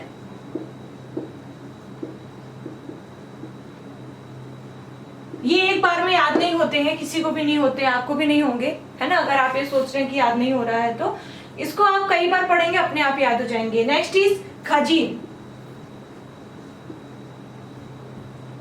अगला है आरिज ए मुमालिक। आरिज ए मुमालिक। अगला है सद्र उस सुदूर। सद्र उस सुदूर। नेक्स्ट इज काजी उल कजात, सॉरी, काजी उल कजात। अगला है बरीद ए मुमालिक। बरीद ए मुमालिक। पहले हम इतना देखते हैं, ठीक है, अगर कोई लंबा लिस्ट है तो उसे टुकड़ों में तोड़ के याद करने से जल्दी याद होती है चीजें। इतना देखते हैं। सबसे पहले है वजीर। वजीर हर काल में प्रधानमंत्री का रोल निभाता था। अभी भी आप चेस खेलते होंगे, वहां पर भी वजीर होता है। तो वजीर मतलब प्रधानमंत्री, वजीर का मतलब है प्रधानमंत्री। तो सुल्तान का जो भी प्रधानमंत्री था हुआ करता था उसे कहते थे वजीर। और वजीर का कार्य क्या होता था? तो जो वजीर होता था वो राजस्व विभाग का प्रमुख हुआ करता था। जो टैक्सेशन वगैरह टैक्सेशन सिस्टम था उसकी देखरेख करता था ये। तो राजस्व विभाग का प्रमुख, राजस्व विभाग का प्रमुख क्या कहलाता था? वजीर कहलाता था। नेक्स्ट पोस्ट थी मुशरिफ ए मुमालिक। मुशरिफ ए मुमालिक। तो वर्तमान में आप पॉलिटी में आर्टिकल 144 में आप देखते हैं कैग, जिसे कहा जाता है महालेखाकार। तो मान लीजिए कि अभी जो महालेखा का कार्य है और या आज का जो महालेखाकार है वो पहले कहलाता था मुशरिफ ए मुमालिक। मुशरिफ ए, पहले का मतलब दिल्ली सल्तनत के दौरान मुशरिफ ए मुमालिक कहलाता था। तो महालेखाकार का क्या कार्य होता है? महालेखाकार का वर्तमान में क्या कार्य होता है? क्या कार्य करता है? जो भी रुपया पैसा होता है, जो धन होता है, उसका व्यय कहाँ किया गया, आय कितनी हुई, इन सब की लेखा जोखा करता है इन सब का। ठीक है, ऑडिट करता है, ऑडिटिंग का कार्य होता है। तो वर्तमान का महालेखाकार की इसकी संज्ञा दी जा सकती है। वर्तमान के महालेखाकार से इसकी संज्ञा दी जा सकती है। और जो महालेखा का कार्य है मतलब किसका कार्य क्या था? प्रांतों एवं अन्य विभागों से प्राप्त आय एवं व्यय का लेखा जोखा देखना, ये हो गया। तो वजीर क्या था? प्रधानमंत्री, जो कि राजस्व विभाग का प्रमुख होता था। लाइक करते रहिएगा वीडियो को, शेयर करते रहिएगा वीडियो को। उसके बाद मुशरिफ है मुमालिक, वर्तमान महालेखाकार, अर्थात आय व्यय का लेखा जोखा इसके पास होता था। दो याद हो गए। नेक्स्ट है मजमुआदर। मजमुआदर क्या करता था? तो मैं आपको एक ट्रिक बताऊंगी। आदर के साथ उधार के पैसे लेने का कार्य करता था। आदर के साथ उधार के पैसे लेने का कार्य करता था। ये एक ट्रिक है, याद करने के लिए बता रही हूँ। मतलब मजमुआदर का काम क्या था? उधार दिए गए धन का हिसाब रखना। उधार दिए गए धन का हिसाब रखना कार्य होता था मजमुआदर का। समझ आ गया? तो वजीर क्या था? वजीर प्रधानमंत्री होता था, जो कि राजस्व विभाग का प्रमुख होता था। मुशरिफ या मुमालिक वर्तमान महालेखाकार, अर्थात धन के आय व्यय का लेखा जोखा रखता था। मजमुआदर का क्या कार्य होता था? ये उधार लिए गए धन का लेखा जोखा रखता था। अगला था खजीन। खजीन जो था यह कोष का अध्यक्ष था। जो राजकीय कोष होता था ये उसका अध्यक्ष था। तो कोषाध्यक्ष को कहा जाता था उस दौरान खजीन। अगला है आरिज ए मुमालिक। आरिज ए मुमालिक जो था ये किस विभाग का अधिकारी होता था? तो आरिज ए मुमालिक जो था वो दीवान ए अर्ज तथा सैन्य विभाग का प्रमुख अधिकारी होता था। तो दीवान ए अर्ज तो कम, लेकिन सैन्य विभाग का प्रमुख अधिकारी के रूप में आरिज ए मुमालिक बहुत ज्यादा फेमस एक पोस्ट थी। ठीक है, ये पूछी जाती है।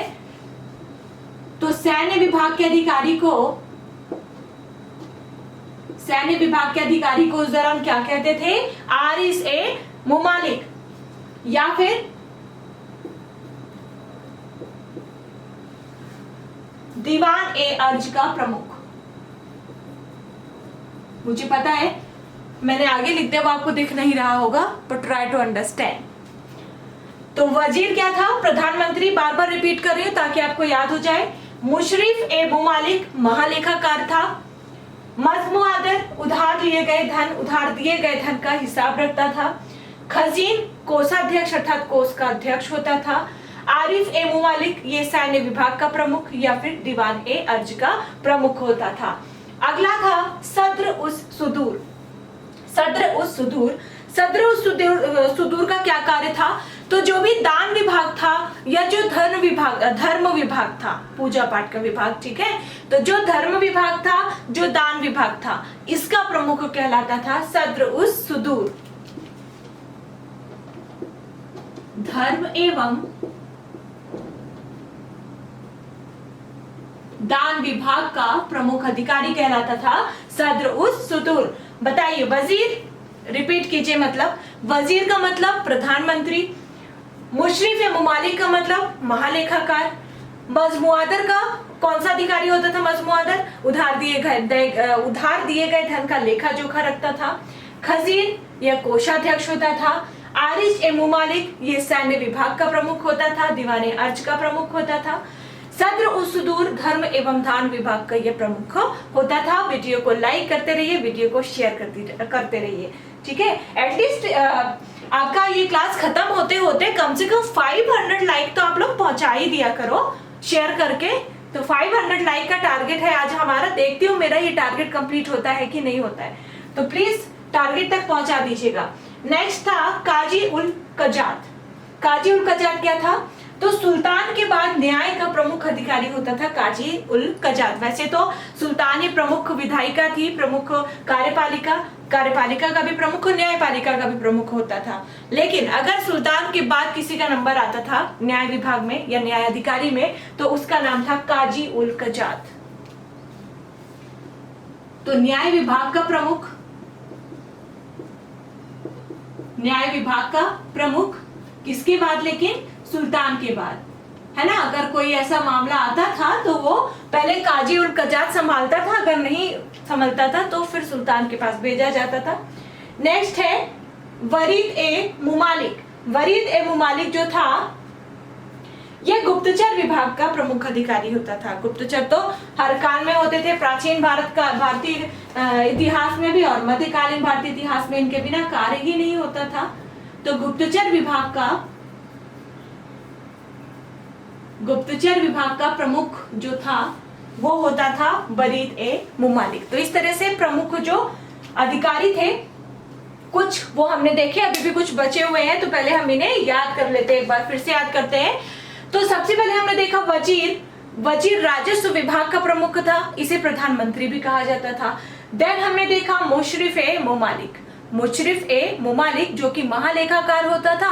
और महालेखाकार का मतलब क्या है कि जो भी आय हुआ है ना, राजस्व के रूप में या फिर किसी भी रूप में लूट के धन से, और उस आय के बारे में और जो भी खर्च हो रहा है, व्यय हो रहा है, उसका लेखा जोखा रखता था। देन मजमुआदर क्या करता था? आदर के साथ उधार के पैसे लेता था, मतलब उधार में दिए गए पैसों का हिसाब रखता था। खजीन क्या करता था? तो खजीन कोष का अध्यक्ष होता था। आरिज ए मुमालिक क्या होता था? तो आरिज ए मुमालिक सैन्य विभाग का प्रमुख होता था या फिर दीवान ए अर्ज का प्रमुख होता था। सद्र उस सुदूर क्या होता था? तो सद्र उस सुदूर नामक जो अधिकारी था यह धर्म एवं दान विभाग का अधिकारी होता था, यह धर्म एवं दान विभाग का प्रमुख होता था। काजी उल जकात या न्याय विभाग का प्रमुख अधिकारी, लेकिन सुल्तान के बाद बरीद ए मुमालिक जो था वो गुप्तचर विभाग का अधिकारी हुआ करता था। यह गुप्तचर विभाग का प्रमुख, यह मैंने विभाग लिख दिया है, गुप्तचर विभाग का प्रमुख होता था। इस तरह से कुछ प्रमुख हमने जो अधिकारी थे उन्हें देख लिया और किस क्षेत्र से संबंधित है उन्हें भी देख लिया। अब जो बचे हुए हैं हम उन्हें भी देख लेते हैं।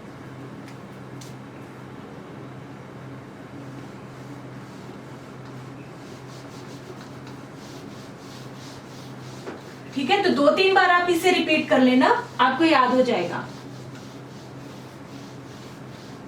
अब वरीद ए मुमालिक मतलब गुप्तचर विभाग के प्रमुख अधिकारी के बाद जो अगला था वो था वकील ए दर।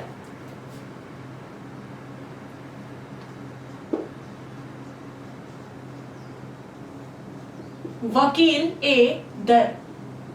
नेक्स्ट था दीवान ए खैरात।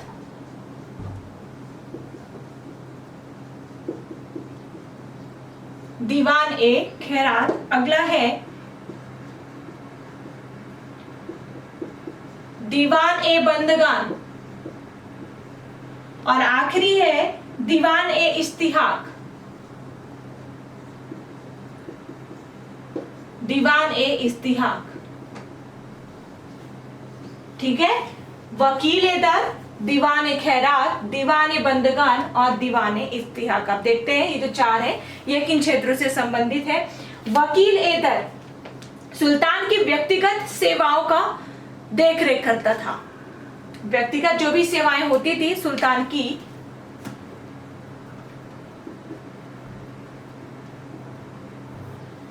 व्यक्तिगत सेवाओं की देखरेख करने का कार्य किसका था? वकील ए दर का। अब दीवान ए खैरात आप लोग को अगर याद हो फिरोज शाह तुगलक में पढ़ा था, अलग से इसे याद करने की जरूरत ही नहीं है। तो दीवान ए खैरात क्या होता था? तो दीवान ए खैरात जो है ये दान विभाग का प्रमुख होता था। याद दिलाती हूँ, फिरोज शाह तुगलक में देखा था जो विधवा स्त्रियां महिलाएं हुआ करती थी, जो मतलब गरीब वर्ग हुआ करता था, ठीक है, जिनके पास घर नहीं था, तो उनके लिए दीवान ए खैरात नामक विभाग की अलग से स्थापना की थी फिरोज शाह तुगलक ने। तो वही दीवान ए खैरात है जिससे दान विभाग कहा जाता है और इसके अधिकारी जो है ये दान विभाग के प्रमुख माने जाते हैं। एक और हमने देखा था अभी इसके पहले, एक और विभाग देखा था, सत्र उस सुदूर था शायद वो, हाँ, धर्म एवं दान विभाग का प्रमुख अधिकारी होता था, वो अलग था, है ना, वो धर्म से संबंधित दान था। लेकिन यहाँ पर फिरोज शाह तुगलक ने एक अलग ही विभाग का निर्माण करवाया था गरीब स्त्रियों, महिलाओं, है ना, वंचित वर्ग के लिए, जो भी था दीवान ए खैरात, और इसे भी दान विभाग की ही संज्ञा दी जाएगी और इसके प्रमुख अधिकारी को दीवान ए खैरात कहते थे। दीवान ए बंदगान क्या होता था? तो दीवान ए बंदगान, इसे भी याद दिलाती हूँ, फिरोज शाह तुगलक के ही काल में फिरोज शाह तुगलक के काल में बहुत अधिक संख्या में दास थे और उन दास की देखभाल के लिए एक विभाग की भी स्थापना फिरोज शाह तुगलक ने कराई थी जिसे कहा जाता था दीवान ए बंदगान। तो दीवान ए बंदगान क्या था? यह एक दास विभाग था। उसके बाद फिरोज शाह तुगलक ने ही पेंशन को सुचारू या पेंशन के लिए, है ना, एक विभाग की स्थापना की थी या करवाई थी, उसका नाम था दीवान ए इश्तिहाक। मतलब दीवान ए इश्तिहाक क्या था? तो दीवान ए इश्तिहाक था पेंशन विभाग।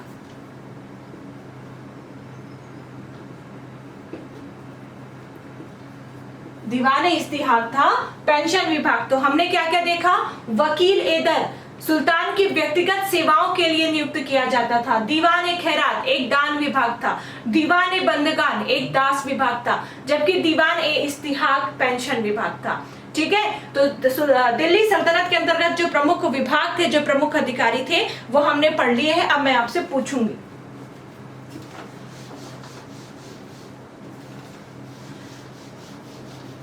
तो आप अपने मन में चाहे तो रिकॉल करें। आप कमेंट कर रहे हैं लेकिन मैं वो अभी देख नहीं पाऊंगी, और या फिर आप कमेंट में कर दीजिए, या तो फिर आप नीचे जाके जो मेन कमेंट वाला बॉक्स है लाइव चैट के अलावा, वहां पर आप आंसर दे दीजिएगा।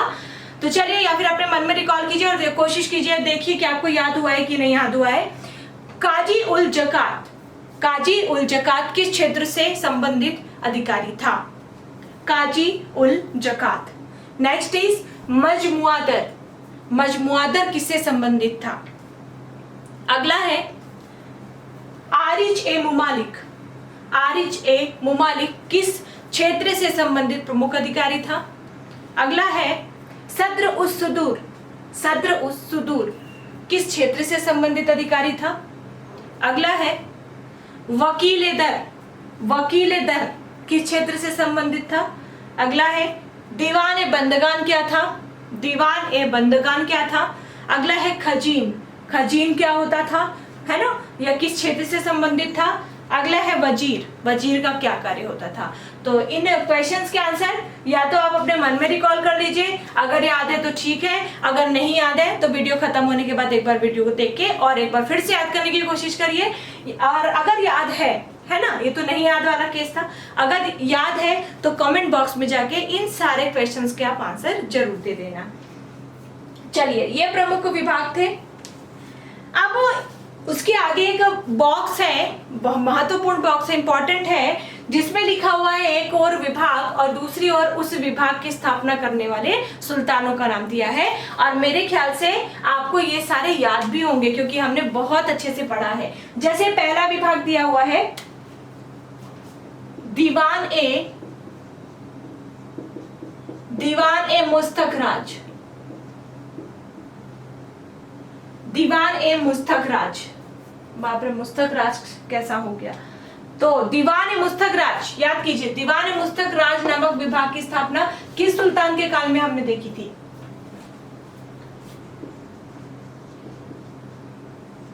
दीवान ए मुस्तक राज। याद आया? नहीं याद आया तो बता देती हूं। तो दीवान मुस्तक राज वित्त विभाग था, और यह जो विभाग था इसकी स्थापना हुई थी अलाउद्दीन खिलजी के काल में। अलाउद्दीन खिलजी ने इस विभाग की स्थापना करवाई थी।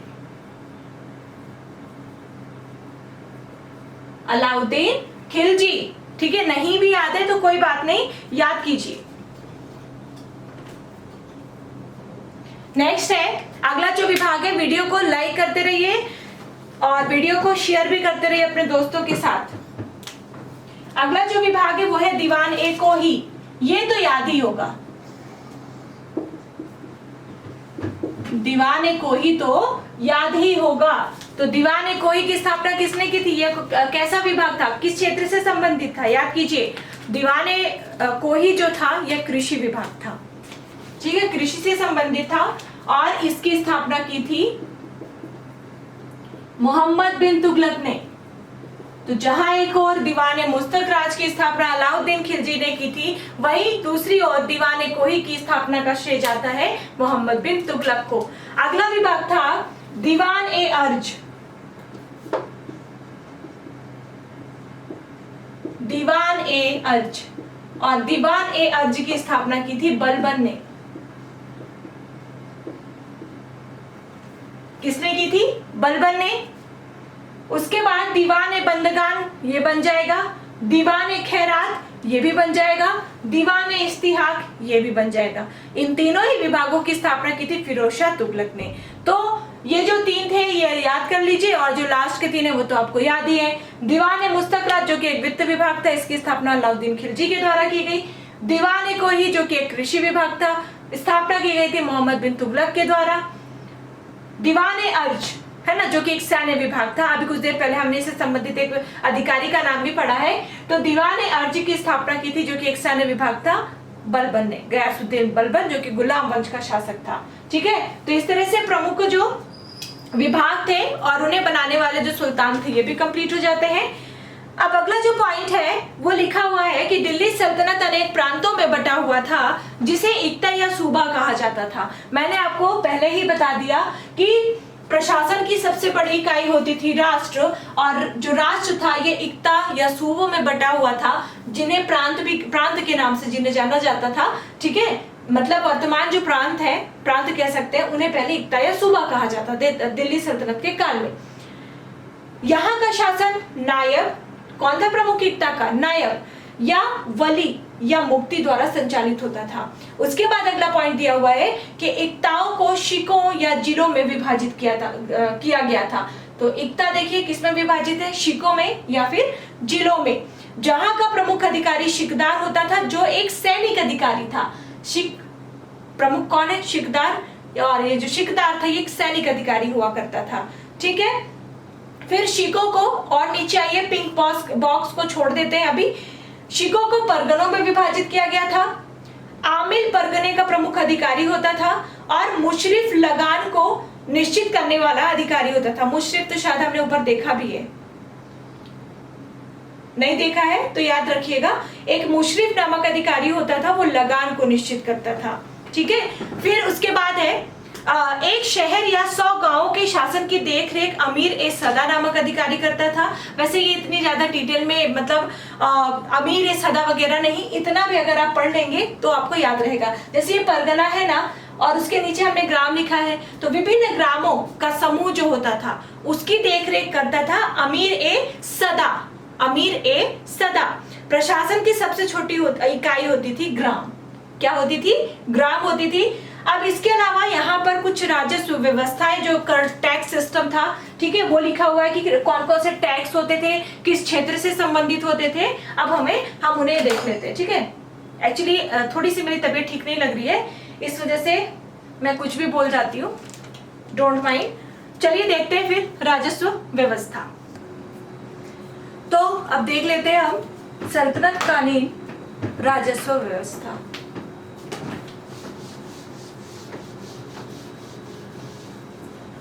तो हमने पहले भी वैसे पढ़ा है कि अगर हम वहाँ के दौरान या उस दौरान उस काल के अगर हम कर व्यवस्था की बात करें तो कुल 4 प्रकार के जो कर थे, वैसे तो कई प्रकार के कर थे, आगे चल के फिरोज शाह तुगलक सभी प्रकार के कर हटा देता है, केवल 4 प्रकार के कर में जारी रखता है। लेकिन और भी जो भी सुल्तान आए उनके भी काल में जो प्रमुख रूप से कर हुआ करते थे वो थे 4, और भी कर थे लेकिन प्रमुख रूप से 4 कर जो था वो वसूला जाता था कर। उनमें से पहला था जजिया कर, बताऊंगी क्या होता है। दूसरा था जकात कर, जजिया, जकात, खराज और उश्र।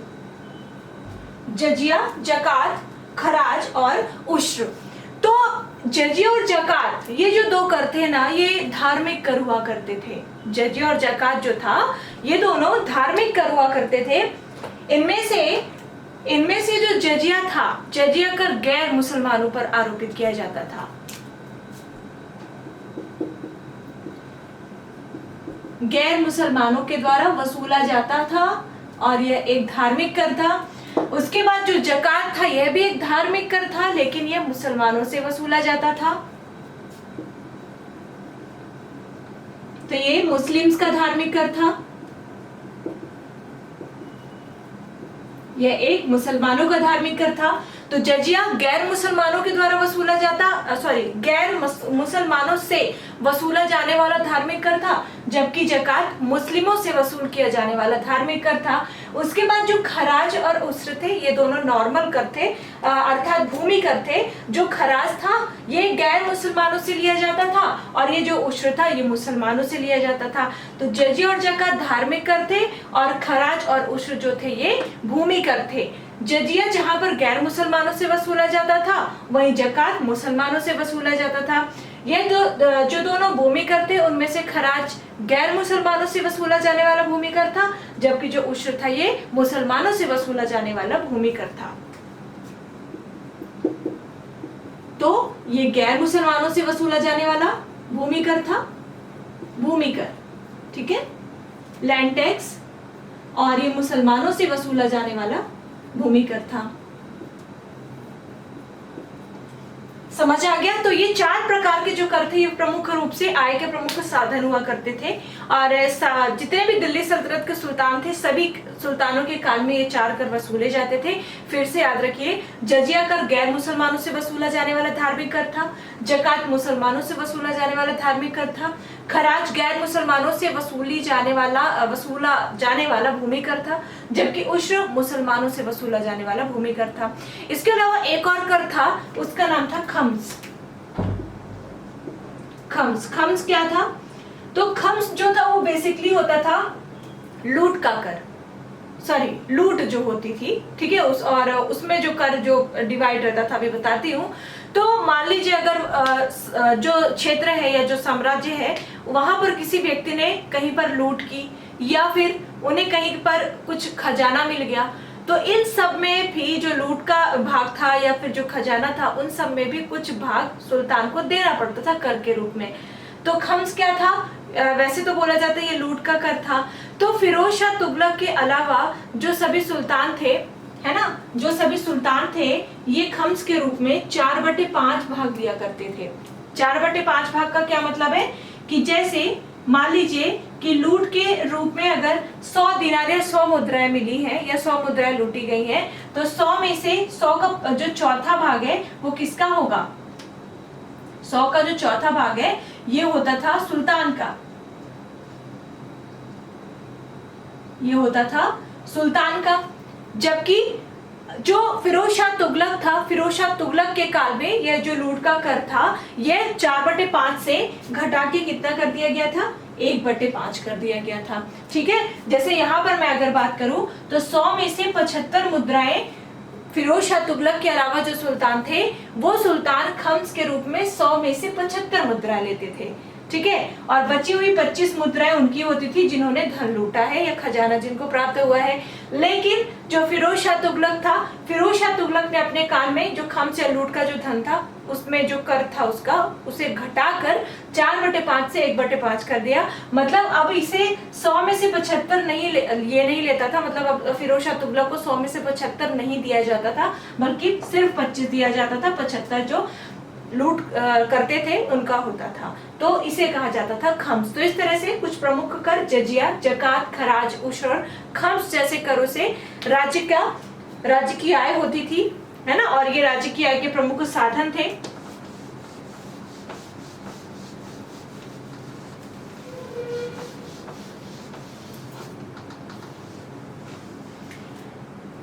आगे बढ़ेंगे। सुल्तान सिकंदर लोदी के काल में सिकंदर लोदी ने जो गड़ा हुआ धन था या खजाना था, उससे कोई भी हिस्सा नहीं लिया था, ये भी याद रखिएगा, है ना। फिरोज शाह तुगलक ने लिया लेकिन कम लिया, बट सिकंदर लोदी जो कि लोदी वंश का प्रमुख शासक था, उसने गड़े हुए खजाने में से अपना कोई भी हिस्सा नहीं लिया। आगे बढ़ते हैं अब, ठीक है, ये पूरा भी खत्म हो गया। अब आगे बढ़ेंगे। सुल्तान की स्थायी सेना को खास खेल नाम दिया गया था। सुल्तान की स्थायी सेना, जैसे अलाउद्दीन खिलजी में स्थायी सेना उसने परमानेंट रख रखी थी, ठीक है, तो क्या कहा जाता था उस स्थायी सेना को? खास खेल। प्लीज वीडियो को लाइक जरूर कर देंगे।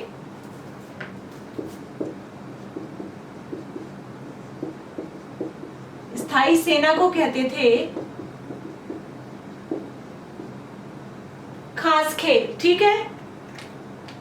उसके बाद मंगोल सेना के वर्गीकरण की, मंगोल आक्रमणकारी आए थे ना, तो मंगोल सेना ने वर्गीकरण के लिए जो भी दशमलव प्रणाली का विकास किया था, वही दशमलव प्रणाली सल्तनत कालीन सैन्य व्यवस्था का आधार बनी थी। वैसे ही पूछा नहीं जाता है, जैसे 10 अश्वारोही इक्वल टू 1 सर ए खेल, ठीक है, 10 सर ए खेल मिलाकर के एक सिपह सलार होता था, 10 सिपह सलार को मिलाकर के एक अमीर, जबकि 10 अमीर मिला के एक मलिक, 10 मलिक मिलाकर के एक खान का यहाँ पर निर्माण होता था, ठीक है। इतना जरूर याद रखिएगा कि सैन्य व्यवस्था का आधार जो थी वो दशमलव प्रणाली थी। किसकी? मंगोलों की, मंगोल सेना की। सल्तनत काल में, इंपॉर्टेंट है, सल्तनत काल में बारूद की सहायता से गोला फेंकने वाली मशीन को मंगलीक तथा अर्रात कहा जाता था। बारूद की सहायता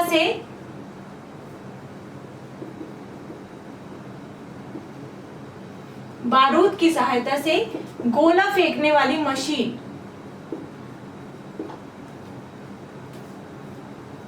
गोला फेंकने वाली मशीन क्या कहलाती थी? मंगलीक तथा अर्रात कहते थे, मंगलीक तथा अर्रात कहते थे। अलाउद्दीन खिलजी ने इक्ता प्रथा को समाप्त किया। मैंने क्वेश्चन भी पूछा है आपसे कि इक्ता प्रणाली की शुरुआत किसने की, इसका आंसर आप मुझे बताइएगा। लेकिन अगर ये पूछा जाए कि इक्ता प्रणाली को समाप्त किसने किया, आंसर हो जाएगा अलाउद्दीन खिलजी। और फिर से दोबारा एक शासक ने इक्ता प्रणाली को शुरू किया और वो था फिरोज शाह तुगलक, ठीक है। तो इसका आंसर आप लोग बताएंगे कि इक्ता प्रणाली की शुरुआत किसने की, कमेंट बॉक्स में जाके। लेकिन जिस भी शासक ने शुरुआत की थी, आगे चल करके इस इक्ता प्रणाली को बंद करवा दिया था अलाउद्दीन खिलजी ने। अलाउद्दीन खिलजी ने इक्ता प्रणाली को समाप्त करवा दिया था। इक्ता प्रणाली क्या थी? देखिए, बेसिकली इक्ता प्रणाली के अंतर्गत ये होता था, जो अधिकारी होते थे, ठीक है, और जो लोग थे जो वेतन भोगी थे उस दौरान सल्तनत काल में, है ना, तो उन्हें नगद वेतन के स्थान पर भूमि प्रदान की जाती थी। इसे ही कहा जाता था इक्ता, यही थी इक्ता प्रणाली। तो इक्ता प्रणाली को समाप्त करने का श्रेय अलाउद्दीन खिलजी को जाता है, और इक्ता प्रणाली को समाप्त करने के बाद पुनः इसकी स्थापना का श्रेय जाता है फिरोज शाह तुगलक को, फिरोज शाह तुगलक को। तो अब आप ये बताएंगे, ठीक है, कमेंट बॉक्स में। बहुत इजी है वैसे कि इक्ता प्रणाली की सबसे पहले शुरुआत किसने की थी। खत्म तो बाद में अलाउद्दीन खिलजी ने किया, उसके बाद फिर से स्टार्ट किया फिरोज शाह तुगलक ने, लेकिन शुरुआत किसके द्वारा की गई थी ये आप लोग बताएंगे। नेक्स्ट है, हाँ लिखा भी हुआ है, इक्ता प्रथा की दोबारा शुरुआत फिरोज शाह तुगलक ने की थी। सल्तनत काल में अब घोड़ों का यूज तो होता ही था, तो अच्छी नस्ल के जो घोड़े थे ना, वो मंगाए जाते थे तुर्की से, अरब से और रूस से, और हाथी जो होते थे वो मंगाए जाते थे बंगाल। वैसे बंगाल के हाथी काफी फेमस थे, है ना, और अरब के घोड़े, तो घोड़ों को मंगाया जाता था अरब, तुर्की, रूस से, जबकि जो हाथियों का आयात होता था वो किया जाता था बंगाल से। जो सल्तनत काल के कानून हुआ करते थे, कानून जो थे वो कानून के हिसाब कुरान के हिसाब से तथा हदीस और शरीयत पर आधारित हुआ करते थे। ठीक है, जो भी कानून व्यवस्था थी वहां पर जो भी कानून हुआ करते थे वो कुरान, शरीयत और हदीस पर आधारित थे। मुस्लिम कानून के 4 प्रमुख स्रोत थे, वही कुरान, हदीस, इज्मा और कयास। ठीक है, इस्लाम धर्म वाले लोगों को इसका नॉलेज ज्यादा होगा, मुझे इतना ज्यादा नॉलेज नहीं है इसका। देन सुल्तान सप्ताह में 2 बार दरबार में न्याय करने के लिए उपस्थित होता था। 2 बार दरबार में वो न्याय करने के लिए आता था। सल्तनत काल में लगान निर्धारित करने की मिश्रित प्रणाली को मुक्ताई कहा गया है। मुक्ताई, लगान निर्धारित करने की मिश्रित प्रणाली क्या कहलाई है? मुक्ताई कहलाई है। भूमि की नापजोख करने के बाद क्षेत्रफल के आधार पर लगान का निर्धारण मसाहत कहलाता था। इसकी शुरुआत अलाउद्दीन खिलजी ने की थी। तो अगर पूछा जाए कि सबसे पहले मसाहत की शुरुआत किसने की थी, तो मसाहत की शुरुआत करने वाला सुल्तान था अलाउद्दीन खिलजी। अलाउद्दीन खिलजी। लेकिन ये मसाहत आखिर होता क्या था? तो मसाहत क्या था? भूमि की नापजोख करने के बाद क्षेत्रफल के आधार पर लगान का निर्धारण। नापजोख करने के बाद जो भी क्षेत्रफल ज्ञात होता था और क्षेत्रफल के हिसाब से जो लगान निर्धारण किया जाता था वही कहलाता था मसाहत, जिसकी शुरुआत सबसे पहले की थी अलाउद्दीन खिलजी ने। नेक्स्ट पॉइंट है, पूर्णतः केंद्र के नियंत्रण में रहने वाली भूमि को खालसा भूमि कहा जाता था। खालसा भूमि का मैंने अर्थ बताया था ना, याद है ना? और खालसा भूमि को सबसे ज्यादा जिस सुल्तान के काल में खालसा भूमि में वृद्धि हुई थी वो था अलाउद्दीन खिलजी, क्योंकि इसने जो भी भूमि पहले दान में दी गई थी या अमीरों को दी गई थी उन सभी भूमि को इसने छीन कर उनसे और खालसा भूमि में परिवर्तित कर दिया था। खालसा भूमि वह भूमि होती थी जो कि राज्य के सीधे नियंत्रण में होती थी, है ना? उसमें जो भी उपज होती थी उसका पूरा अधिकार होता था सुल्तान को, सुल्तान का उस पर पूरा अधिकार होता था। हाँ, लिखा है अलाउद्दीन ने दान की गई अधिकांश भूमि को छीनकर खालसा भूमि में परिवर्तित कर दिया। क्या? खालसा भूमि में परिवर्तित कर दिया, है ना? फिर एक बंदरगाह हुआ करता था। ये क्वेश्चन पूछा जाता है कि सल्तनत काल में सबसे प्रसिद्ध बंदरगाह कौन सा था? आंसर क्या हो जाएगा? आंसर हो जाएगा देवल। आंसर हो जाएगा देवल। तो देवल बंदरगाह सल्तनत काल का प्रमुख बंदरगाह हुआ करता था। यह अंतरराष्ट्रीय बंदरगाह के रूप में प्रसिद्ध था, मतलब अंतरराष्ट्रीय स्तर पर आयात और निर्यात का जो पूरी प्रक्रिया है वो इस बंदरगाह के द्वारा ही संपादित या संचालित की जाती थी। अब ये देवल बंदरगाह था कहाँ? तो आधुनिक पाकिस्तान में जो कराची है वहीं पर स्थित था देवल बंदरगाह। ठीक है, अब कुछ स्थान लिखे हुए हैं और उनकी प्रसिद्धि के कारण लिखे हुए हैं। तो उस दौरान एक स्थल हुआ करता था सरस्वती।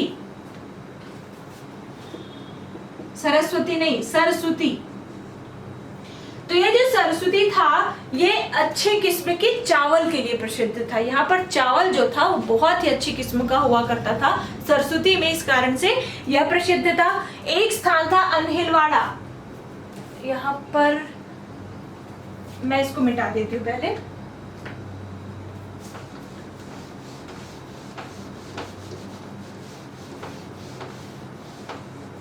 तो सरस्वती क्या था?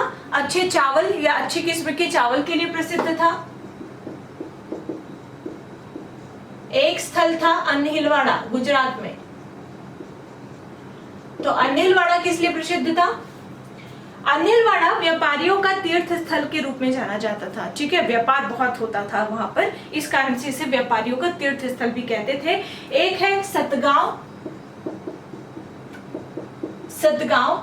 सतगांव प्रसिद्ध था अपनी रेशमी रजाइयों के कारण।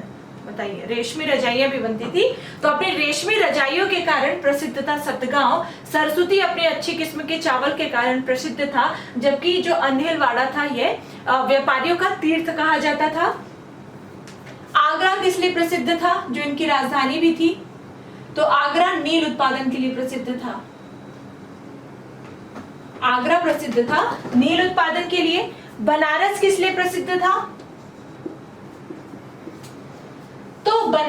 उस दौरान प्रसिद्ध था सोने चांदी और जड़ी के काम के लिए।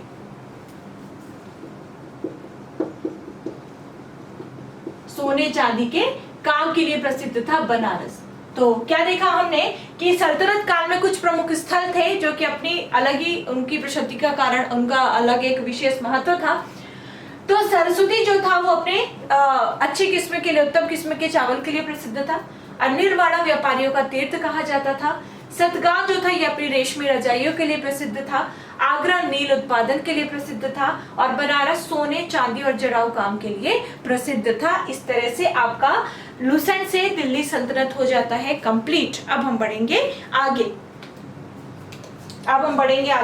और अगर आपको हो सकता है बहुत सारी चीजें याद ना हुई हो तो वीडियो खत्म होने के बाद वीडियो देख लेंगे और एक बार फिर से लूसेंट को रीड कर लेंगे। लूसेंट को याद करने में अक्सर होता ये है कि हमें बोरिंग लगने लगता है, हमें याद नहीं होता है ना। इसी के लिए मैंने ये वीडियो की शुरुआत की है ताकि आपको यहाँ पर याद हो जाए और उसके बाद जब आप लूसेंट याद करें तो आपको अलग से अपना माइंड खर्च ना करना पड़े, बस रिवाइज करना पड़े समय समय पर। इस तरह से दिल्ली सल्तनत कंप्लीट हो गया। अब जो एक साम्राज्य आता है वो आता है विजयनगर साम्राज्य। दक्षिण भारत का एक प्रमुख साम्राज्य माना जाता है। जिस वक्त मोहम्मद बिन तुगलक वंश के अंतर्गत जो शासक था मोहम्मद बिन तुगलक, वो दिल्ली सल्तनत में शासन कर रहा था। उस वक्त दक्षिण भारत में दो भाई हरिहर तथा बुक्का ने विजयनगर साम्राज्य की नींव डाली थी। वही 1336 ईस्वी में हरिहर और बुक्का ने मोहम्मद बिन तुगलक के ही काल में विजयनगर साम्राज्य की नींव डाली और उनके वंश को कहा जाता है संगम वंश। ठीक है, और विजयनगर साम्राज्य के अंतर्गत भी 4 वंश आए थे। संगम वंश के बाद भी 3 वंश अलग आए थे, लेकिन अगर नींव की बात की जाए विजयनगर साम्राज्य के तो वो डाली थी हरिहर और बुक्का ने ही। तो दिल्ली सल्तनत के बाद जो हम हमेशा पढ़ते हैं वो है विजयनगर साम्राज्य।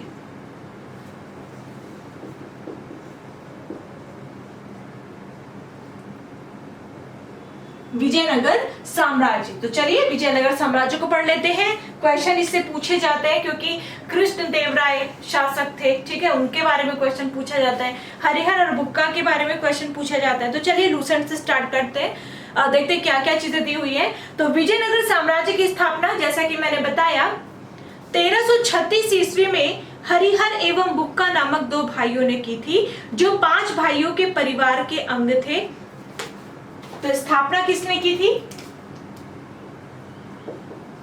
विजयनगर साम्राज्य की स्थापना की थी हरिहर तथा बुक्का ने। ये 2 भाई थे और कब की थी? तो ये की थी 1336 को। ठीक है, विजयनगर का अगर शाब्दिक अर्थ की बात की जाए, क्योंकि इसका नाम देख के ही पता चलता है कि इसका एक अलग ही अर्थ होगा, तो विजयनगर का शाब्दिक अर्थ होता है जीत का शहर। विजय है ना, जीत का शहर इसका शाब्दिक अर्थ है, जिसकी स्थापना की थी हरिहर और बुक्का ने। भूलिएगा मत, बहुत इंपॉर्टेंट है। हरिहर और बुक्का ने विजयनगर साम्राज्य की स्थापना विद्यारण्य संत से आशीर्वाद प्राप्त करके की थी। ये भी पूछा जाता है।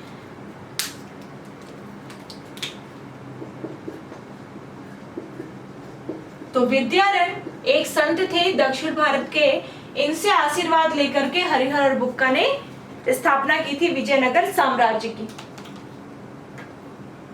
ठीक है, अगला पॉइंट है, हरिहर और बुक्का ने अपने पिता संगम के नाम पर संगम राजवंश की स्थापना की थी। विजयनगर साम्राज्य के अंतर्गत जो पहला राजवंश था वो था संगम राजवंश। संगम राजवंश।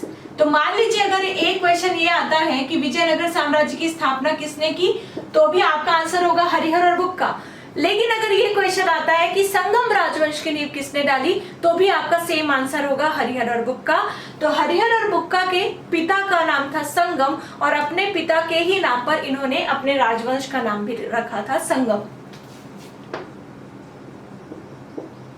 तो पिता संगम के नाम पर इन्होंने अपने राजवंश का नाम रखा था संगम राजवंश। विजयनगर साम्राज्य की राजधानी थी हम्पी। हाँ, राजधानी तो मैंने बताई ही नहीं, कर्नाटक।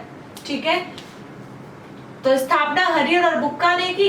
जबकि विजयनगर साम्राज्य की राजधानी क्या थी? राजधानी थी हम्पी।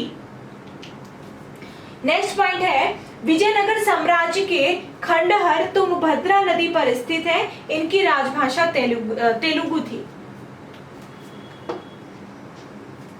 विजयनगर साम्राज्य ही चल रहा है तो राजभाषा जरूर याद रखिएगा। तो राजभाषा थी विजयनगर साम्राज्य की तेलुगु।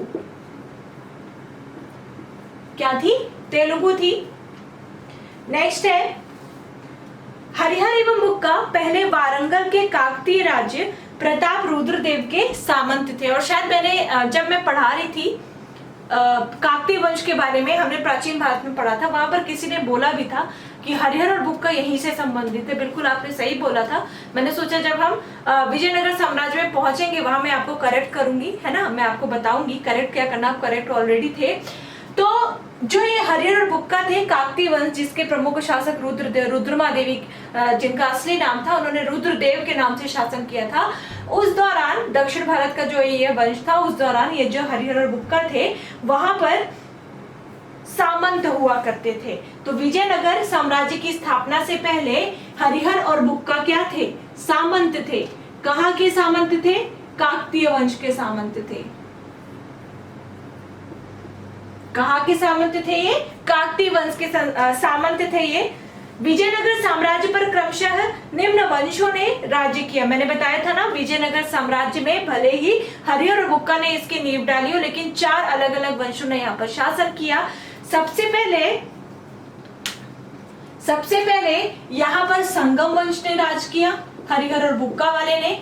संगम के बाद यहाँ पर सुलभ वंश ने शासन किया। किसने किया? सुलभ वंश ने शासन किया।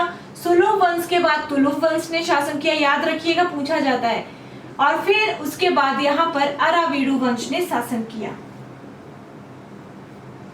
अरावीडु, तो संगम, उसके बाद सुलभ, उसके बाद तुलुप, उसके बाद अरावीडु वंश। नेक्स्ट पॉइंट है, यहाँ पर संगम वंश के शासकों का क्रम भी दिया हुआ है। वैसे ये पूछा नहीं जाता और याद भी हो जाएगा तो आपको कंफ्यूजन हो जाएगा, बस संस्थापक याद रखिएगा। और जो जिन वंशों ने विजयनगर साम्राज्य में राज किया उनका नाम याद रखिएगा, वंश का नाम याद रखिएगा।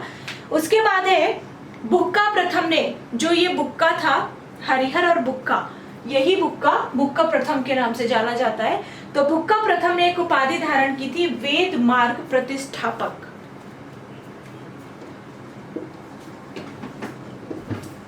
बुक्का प्रथम ने कौन सी उपाधि धारण की थी? वेद मार्ग प्रतिष्ठापक। वेद मार्ग प्रतिष्ठापक पूछी जा सकती है। Next point, Harihar second, Harihar दूसरा था, ठीक है, ये हरिहर पहला था, ये बुक्का पहला था। अब जिस हरिहर सेकेंड की मैं बात कर रही हूँ ये संगम वंश का ही एक शासक था, लेकिन ये वाला हरिहर वो नहीं था। तो हरिहर सेकेंड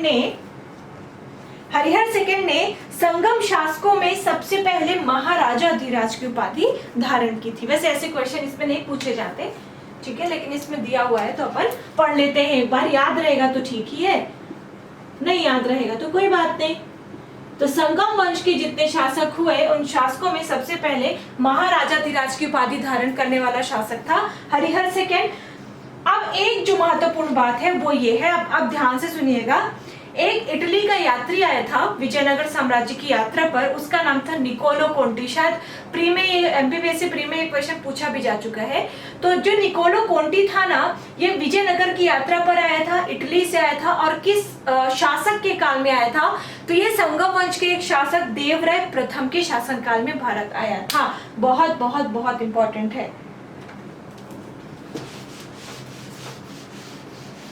तो ये मैं पूरा क्लीन कर रही हूं। तो सबसे पहले एक यात्री था, उसका नाम था निकोलो कोंटी, जो कि भारत आया था। Niccolo Conti. तो एक क्वेश्चन पहले पूछा जाएगा कि निकोलो कोंटी किस देश का यात्री था? आंसर क्या हो जाएगा? इटली का यात्री था। इटली का यात्री था। दूसरा क्वेश्चन, निकोलो कोंटी जो कि एक इटली का यात्री था, यह किस साम्राज्य के अंतर्गत भारत आया था, ठीक है, या फिर किस साम्राज्य में इसने भ्रमण किया था? आंसर क्या हो जाएगा? विजयनगर साम्राज्य। किस साम्राज्य में आया था? विजयनगर साम्राज्य। अगला क्वेश्चन, निकोलो कोंटी जो कि एक इटली यात्री था, यह किस वंश के काल में भारत आया था? विजयनगर साम्राज्य में तो आया था, लेकिन यह भी पूछा जा सकता है कि किस वंश के काल में भारत आया था? दक्षिण भारत में आया था, क्योंकि स्पेशली दक्षिण भारत में आया था, तो दक्षिण भारत का ही यहाँ पर आंसर होगा और ऑप्शन भी दक्षिण भारत के ही होंगे, तो आंसर हो जाएगा आपका संगम वंश। लेकिन अगर ये पूछा जाए कि निकोलो कोंटी किस शासक के दरबार में भारत आया था, तो आंसर क्या हो जाएगा? हरिहर सेकेंड, सॉरी हरिहर नहीं, देवराय प्रथम। देवराय प्रथम। तो इतने क्वेश्चन बन सकते हैं कि विजयनगर साम्राज्य की यात्रा पर आया था, संगम वंश के दरबार में आया था, देवराय प्रथम के दरबार में आया था और ये इटली से आया था। ठीक है, अब अगर ये पूछ लिया जाए कि निकोलो कोंटी कौन था, तो आप सीधे से बता सकते हो कि यह इटली का एक यात्री था जो कि विजयनगर साम्राज्य के अंतर्गत संगम वंश के एक शासक देवराय प्रथम के शासनकाल में यह भारत आया था। नेक्स्ट पॉइंट है देवराय प्रथम। इसी देवराय प्रथम ने तुंगभद्रा नदी पर एक बांध बनवाया ताकि जल की कमी को दूर करने के लिए नगर में नहरें ला सके। सिंचाई के लिए उसने हरिद्र नदी पर बांध भी बनवाया था। वैसे पूछा नहीं गया है, लेकिन मान लीजिए अगर पूछा जाए कि तुंगभद्रा नदी पर बांध बनवाने वाला या सिंचाई की कमी को दूर करने वाला विजयनगर साम्राज्य का पहला शासक कौन था, आपका आंसर होना चाहिए देवराय प्रथम। अब अगर ये पूछा जाए मान लीजिए कि संगम वंश का सबसे प्रतापी शासक कौन था, तो हो सकता है कि देवराय प्रथम ही दिमाग में क्लिक करे, लेकिन ऐसा नहीं है। संगम वंश का सबसे प्रतापी शासक था देवराय सेकेंड।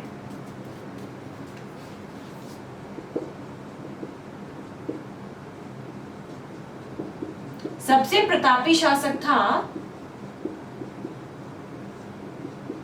देवराय सेकेंड या देवराय द्वितीय। अगला पॉइंट है, हाँ, इसने इमाडी देवराय की भी उपाधि धारण की थी, या इसे इमाडी देवराय भी कहा जाता है। किसे? देवराय सेकेंड को।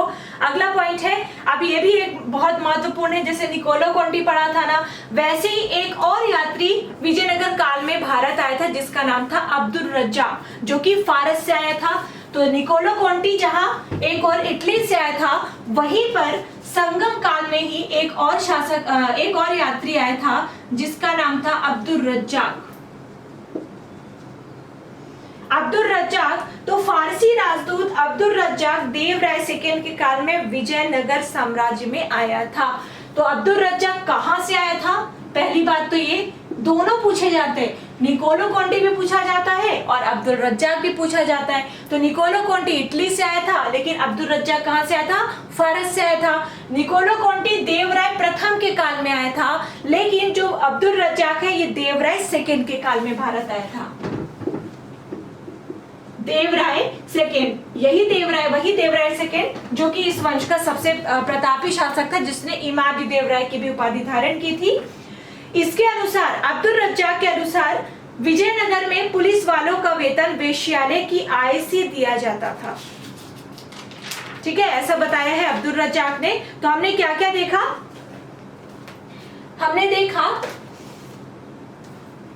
हमने देखा कि जो निकोलो कोंटी था ये इटली का यात्री था, विजयनगर साम्राज्य में आया था, देवराय प्रथम के काल में आया था। सबसे प्रतापी शासक देवराय सेकेंड था। अब्दुल रज्जाक फारस का यात्री था, ये देवराय सेकेंड के काल में भारत आया था। विजयनगर साम्राज्य की नींव 1336 ईस्वी में डाली थी हरिहर और बुक्का नामक दो भाइयों ने, और इन्होंने ही संगम वंश की स्थापना की थी। संगम जो कि इनके पिता का नाम था, अपने पिता के ही नाम पर इन्होंने इसकी स्थापना की थी। विजयनगर साम्राज्य की राजधानी हम्पी थी, और ये सारी चीजें हमने देखी। अभी बहुत सारी चीजें अभी बची हुई है विजयनगर साम्राज्य में, और आई एम रियली सॉरी, मैंने आपको स्टार्टिंग में बोला कि 3 घंटे की क्लास होगी, लेकिन आज मैं चाहूंगी कि मैं ये क्लास 2 घंटे में ही खत्म कर दूं, बिकॉज मुझे थोड़ा सा आज इशू लग रहा है अपने हेल्थ में, है ना। और अगले संडे को कोशिश करेंगे कि हम 4 घंटे की क्लास लेके और जो ज्यादा से ज्यादा टॉपिक है उसे हम कंप्लीट करें, और कोशिश ये करेंगे कि संडे को हमारा ये मध्यकालीन भारत पूरा कंप्लीट करवा दिया जाए। ठीक है, तो संडे को हम पूरा अपना मध्यकालीन भारत खत्म कर देंगे। तो चलिए विजयनगर साम्राज्य की जो बची हुई चीजें हम उसे कंप्लीट करके अपनी क्लास को एंड करते हैं। तो देवराय सेकंड को, जैसा कि मैंने बताया कि देवराय सेकंड जो था सबसे प्रतापी शासक माना जाता है। इमादीदेव भी से कहा जाता था, इमादीदेव राय भी से कहा जाता था। और इसके ही काल में फारस का एक यात्री, फारस का एक राजदूत अब्दुल रज्जाक आया था। अब आगे बढ़ते हैं।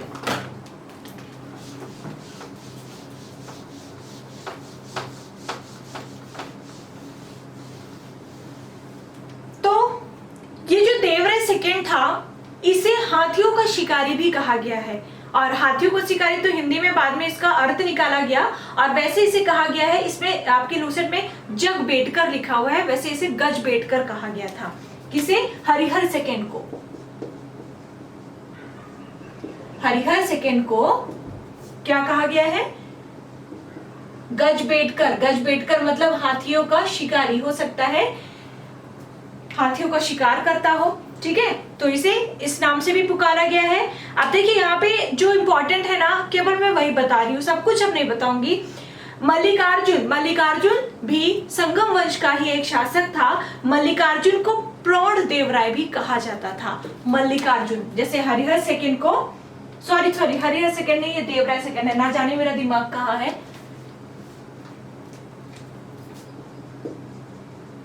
देवराय सेकंड को गजबेटकर भी कहा जाता था। उसी तरह मल्लिकार्जुन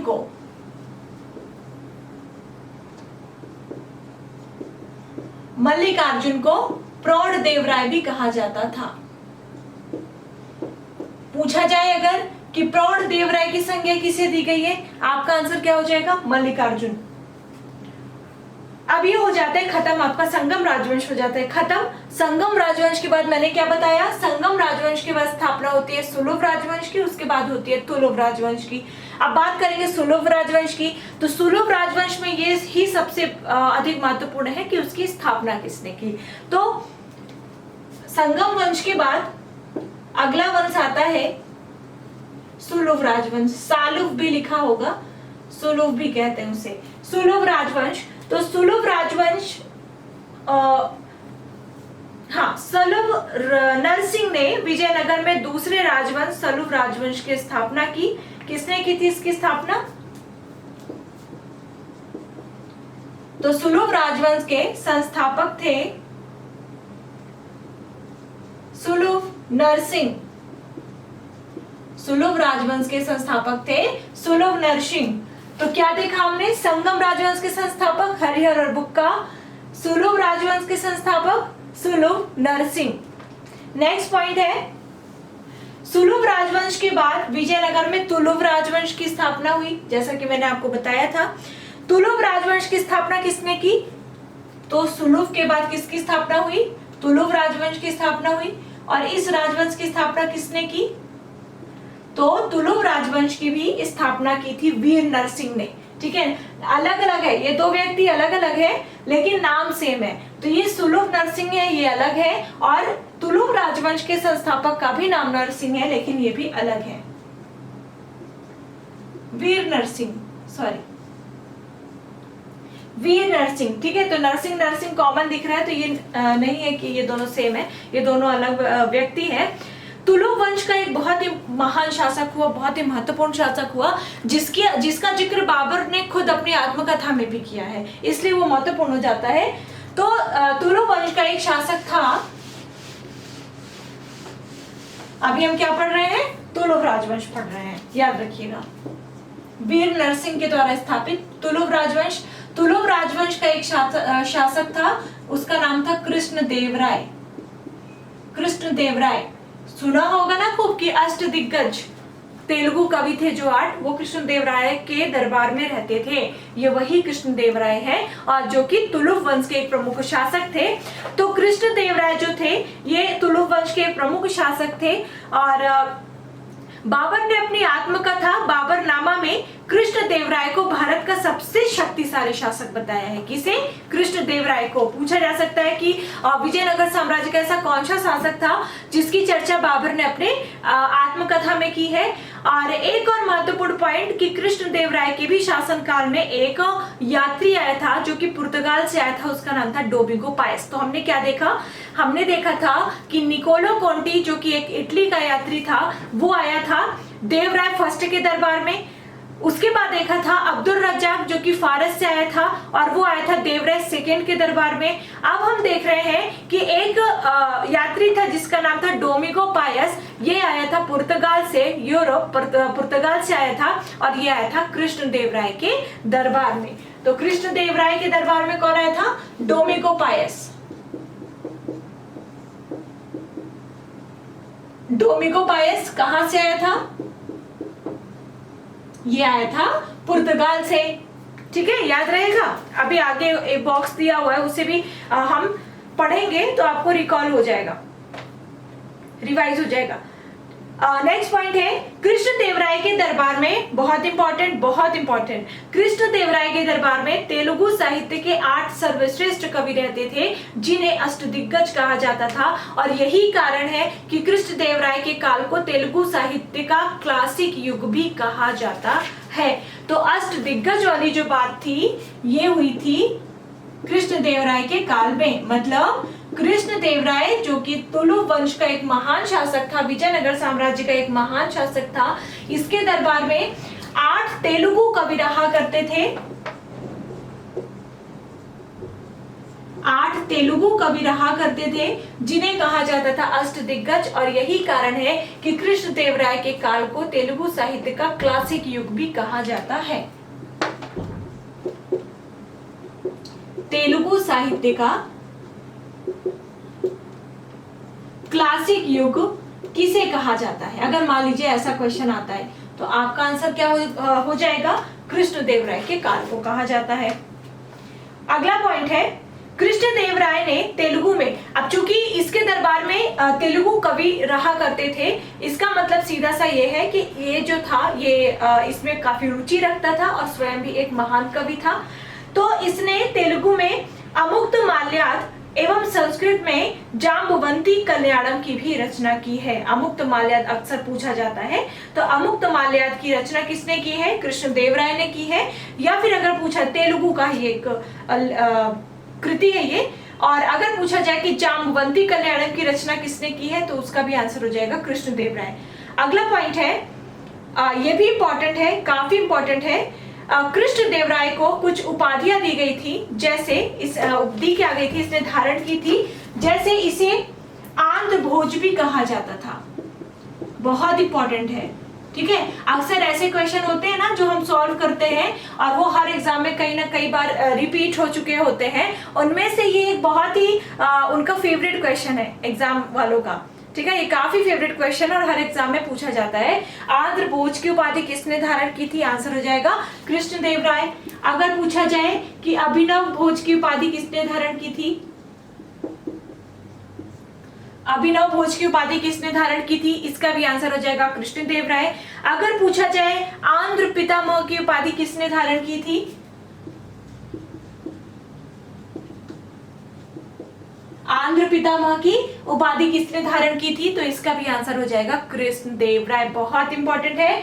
तो आंध्र भोज की उपाधि, अभिनव भोज की उपाधि और आंध्र पितामह की उपाधि, और इन तीनों से उपाधियों से विभूषित थे कृष्णदेवराय, जो कि अक्सर एग्जाम में आपके पूछा जाता है, ठीक है। इस तरह से कृष्णदेवराय के बारे में बस इतनी ही चीजें लिखी गई है। अब बताया गया है चूंकि एक तुलु वंश के प्रमुख शासक थे, तो तुलु वंश का जो अंतिम शासक था वो था सदाशिव। तुलु वंश का अंतिम शासक था सदाशिव, ठीक है। उसके बाद एक युद्ध हुआ था, इंपॉर्टेंट है, इसकी अक्सर डेट पूछी जाती है। यह युद्ध हुआ था वो हुआ था 23 जनवरी 1565 को। इसे कहा जाता है राक्षसी तांगड़ी का युद्ध या इसे ही कहा जाता है तालीकोटा का युद्ध। तालीकोटा के युद्ध के नाम से ये ज्यादा प्रसिद्ध है और इसे ही कहा जाता है बन्नी हट्टी का युद्ध। यह युद्ध हुआ था 1565 ईस्वी में। किसके बीच? यह विजयनगर साम्राज्य वर्सेस एक और तो विजयनगर साम्राज्य था और दूसरी ओर कई सारे लोगों का, कई सारे साम्राज्य का गुट था।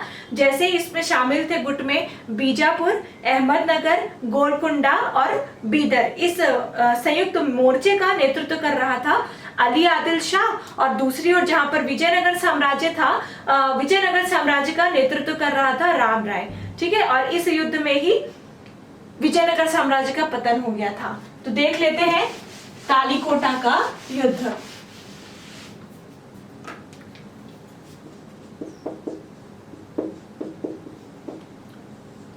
तो तालीकोटा का युद्ध कब हुआ था? पहला क्वेश्चन, तालीकोटा का युद्ध कब हुआ था? तो आपका आंसर क्या हो जाएगा?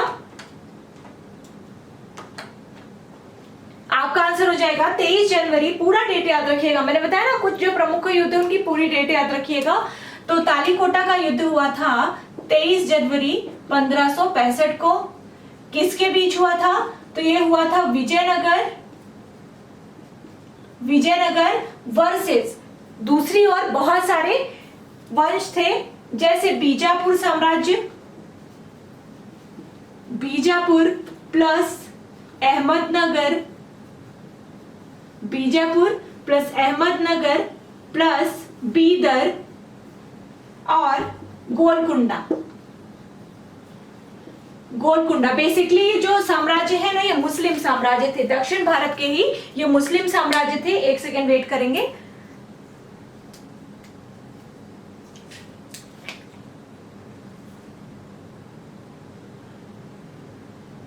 तो तालीकोटा का जो युद्ध हुआ था, इसे भी कई नाम से जाना जाता है।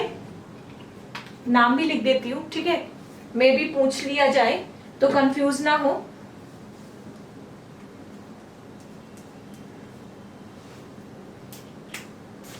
तो तालीकोटा के युद्ध को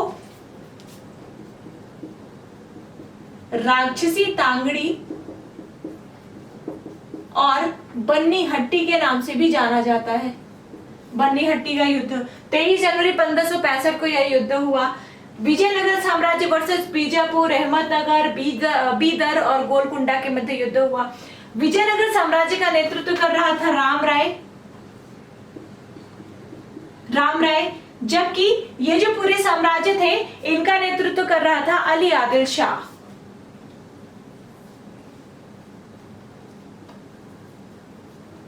अली आदिल शाह। इस युद्ध का परिणाम क्या होता है? तो इस युद्ध का परिणाम यह होता है कि विजयनगर साम्राज्य का इस युद्ध से पतन हो जाता है। कारण भी है, एक और इतने सारे साम्राज्य एक साथ और एक और विजयनगर साम्राज्य अकेला था। तो इस युद्ध से विजयनगर साम्राज्य का पतन हो जाता है। और हाँ, बस इतना ही लिखा हुआ है।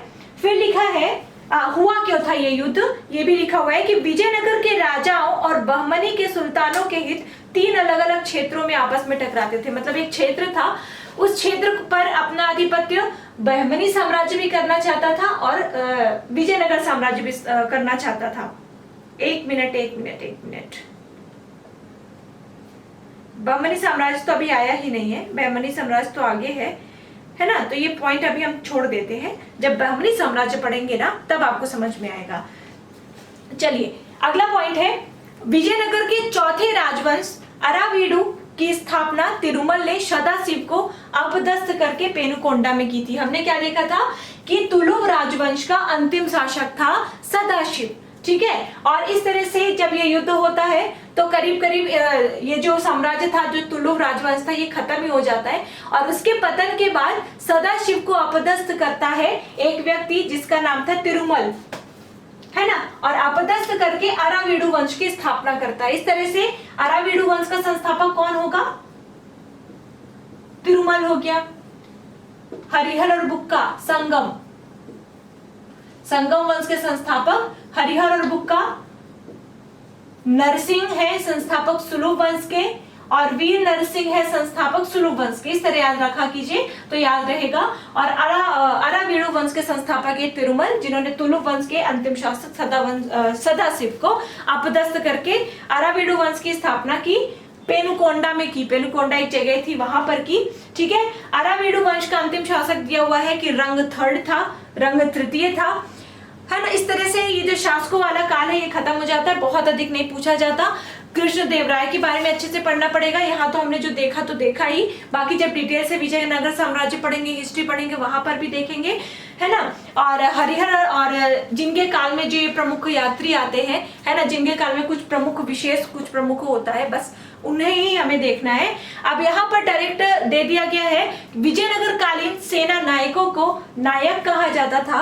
ये नायक वस्तुतः भू सामंत थे, जिन्हें राजा वेतन के बदले अर्थात उनकी अधीनस्थ सेना के रख रखाव के लिए विशेष भूखंड देता था, जो अमरम कहलाता था। मतलब जो नायक हुआ करते थे, सेना नायकों को नायक कहा जाता था। जो नायक हुआ करते थे ये अवैतनिक होते थे, मतलब वेतन नहीं दिया जाता था इन्हें, बल्कि इन्हें कुछ भूखंड दिया जाता था। और भूखंड दिए जाने की सबसे बड़ी बात ये थी ना कि भूखंड जो दिया जाता था, जो जमीन या भूमि दी जाती थी, उसका कोई भी टैक्स वसूला नहीं जाता था। ठीक है, तो विजयनगर साम्राज्य के दौरान जो सेना नायक, हाँ, जो सेना नायक होते थे उन्हें क्या कहते थे, नायक कहा जाता था।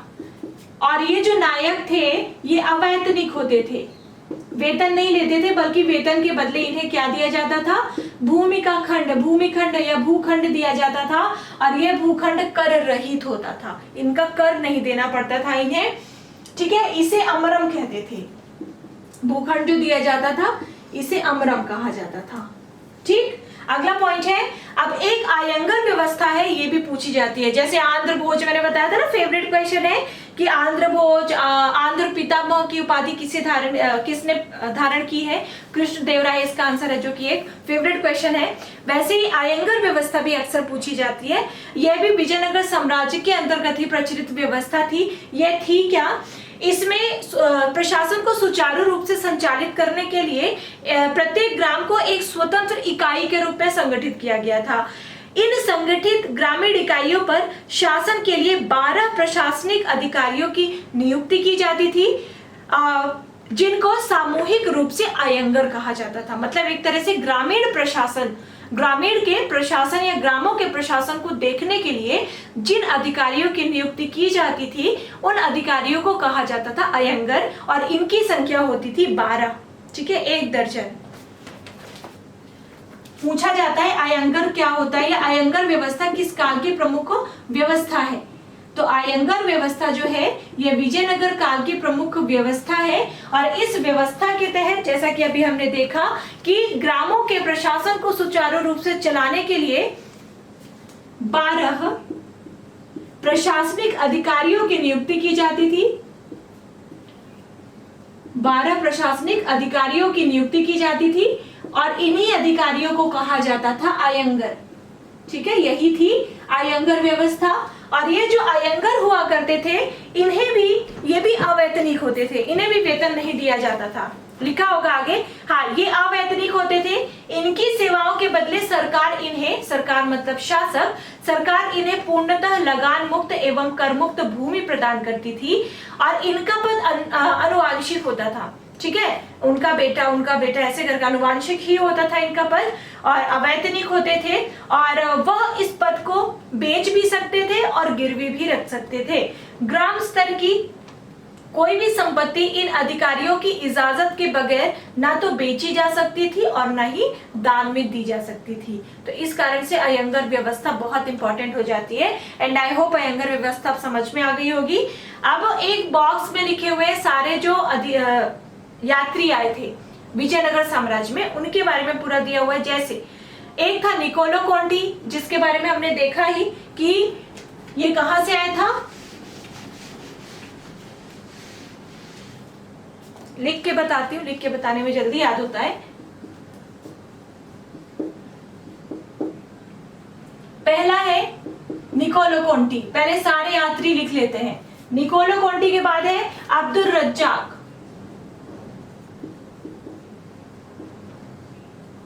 अब्दुल रज्जाक, उसके बाद है नूनीज, उसके बाद है डोमिगो पायस, डोमिगो पायस। उसके बाद अगला है बारबोसा। बारबोसा लिख तो मैंने सारा दिया, ये बात अलग है कि निकोलो कोंटी, अब्दुल रज्जाक और डोमिंगो पायस सबसे ज्यादा इंपॉर्टेंट है। अब देख लेते हैं एक एक करके कि ये यात्री आए कहां से थे, ठीक है, किसके दरबार में आए थे, ये तो हम बाद में भी देख लेंगे। तो निकोलो कोंटी कहां से आया था? इटली से आया था। अब्दुल रज्जाक कहां से आया था? फारस से आया था, ये तो हमने याद किया है। डोमिंगो पायस कहां से आया था? याद है, ये आया था पुर्तगाल से, यूरोप से। डोमिंगो पायस आया था पुर्तगाल से। अब नूनीज कहां से आया था? तो नूनीज भी आया था पुर्तगाल से, पुर्तगाल से। और बारबोसा कहां से आया था? तो ये भी आया था पुर्तगाल से। बस कुछ अलग से याद ही नहीं करना पड़ा। निकोलो कोंटी इटली से आया, अब्दुल रज्जाक फारस से आया, नूनीज पुर्तगाल से आया, डोमिंगो पायस पुर्तगाल से आया और बारबोसा भी पुर्तगाल से आया। अब देख लेते हैं कि किन किन शासकों के दरबार में आए ये, ठीक है। तो विजयनगर साम्राज्य के देवराय फर्स्ट के काल में आया था निकोलो कोंटी। देवराय फर्स्ट के काल में आया था निकोलो कोंटी। उसके बाद देवराय सेकंड के काल में आया था अब्दुल रज्जाक। देवराय सेकंड के काल में कौन आया? अब्दुल रज्जाक आया। नूनीज अच्युत देवराय, अच्युत देवराय भी एक शासक था संगम वंश का।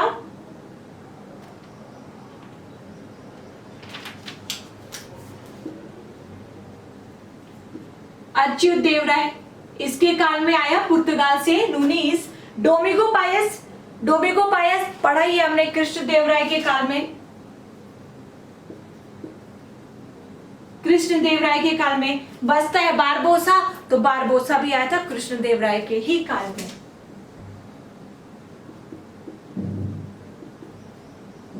तो बारबोसा भी किसके काल में आया? कृष्ण देवराय के काल में आया। Niccolo Conti Devaraya first, Abdul Razzaq Devaraya second, Nuniz Achyuta Devaraya, Domingo Paes Krishna Devaraya और बारबोसा कृष्ण देवराय, ठीक है। इस तरह से विजयनगर साम्राज्य में आने वाले प्रमुख विदेशी यात्रियों का मैंने आपको बता दिया।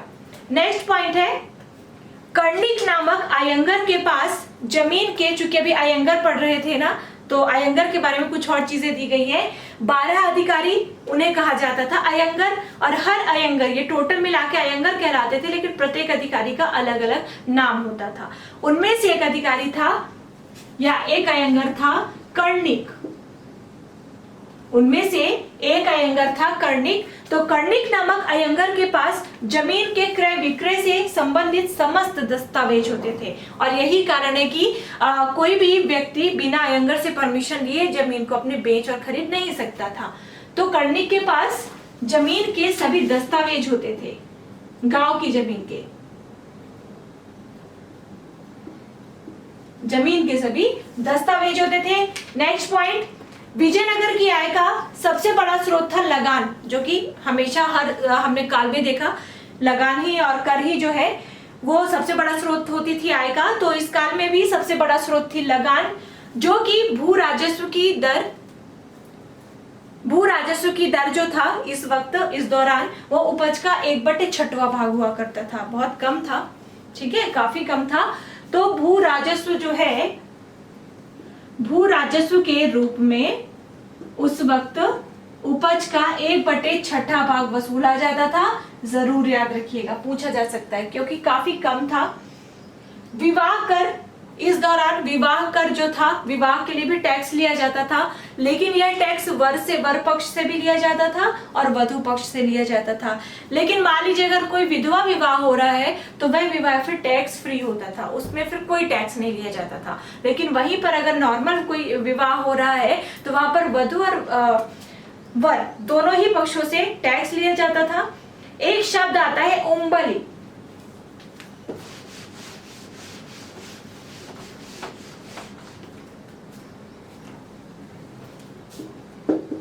उम्बली क्या था ये भी फटाफट से देख लेते हैं।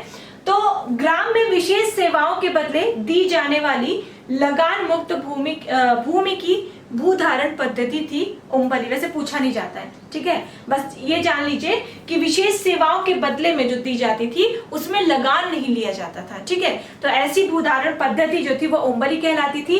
एक है रक्त कोड़गे। रक्त कोड़गे ये क्या होता था, तो जब कोई सैनिक लड़ते लड़ते शहीद हो जाता था तो उसके भी परिवार को कुछ भूमि दी जाती थी, उस भूमि को कहा जाता था रक्त कोड़गे, ठीक है। एक शब्द आता है ये बल्कि पूछा जाता है कुट्टगी। कुट्टगी क्या होता था, तो कुट्टगी ब्राह्मण मंदिर या भूस्वामी जो स्वयं कृषि नहीं करते थे, ठीक है, जो जमींदार लोग हुआ करते थे वो खुद कृषि नहीं किया करते थे और किसानों को पट्टे पर भूमि दे देते थे, ऐसी भूमि को कुट्टगी कहा जाता था। बहुत सिंपल सा है, क्या कहलाती थी, किसानों को पट्टे में दी गई भूमि कुट्टगी कहलाती थी।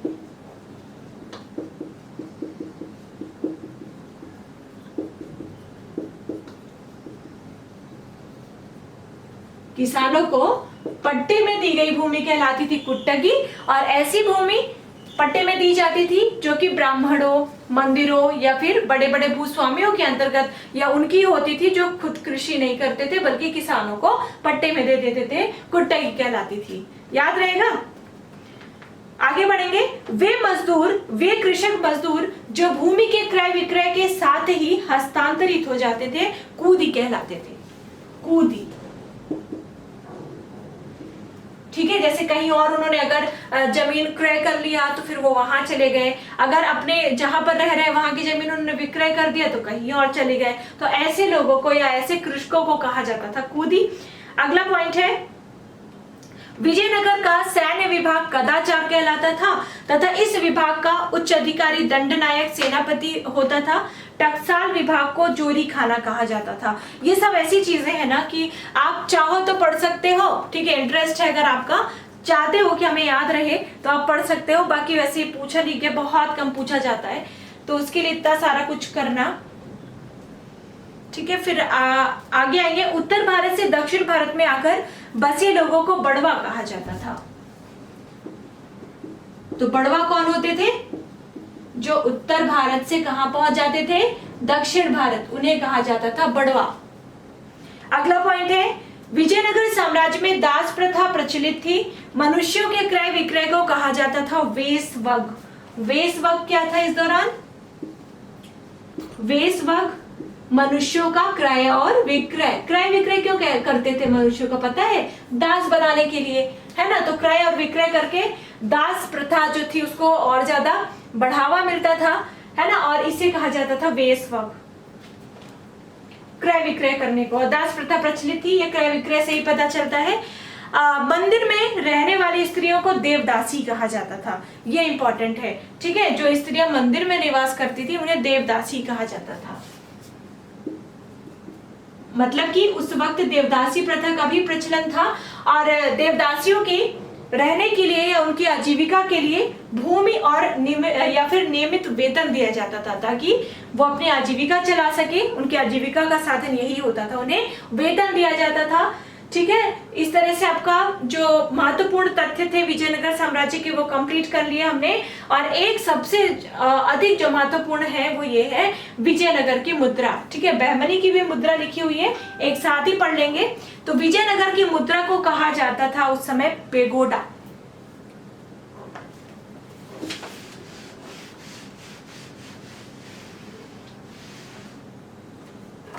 विजयनगर की मुद्रा को कहा जाता था पेगोडा। बहुत इंपॉर्टेंट है, बहुत। और वहीं पर बहमनी साम्राज्य, इसके बाद हम पढ़ेंगे, तो बहमनी साम्राज्य की मुद्रा कहलाती थी हूण। तो कभी कभी ये दोनों साथ में ही पूछ लिए जाते हैं कि विजयनगर साम्राज्य तथा बहमनी साम्राज्य की मुद्रा को क्या कहा जाता था।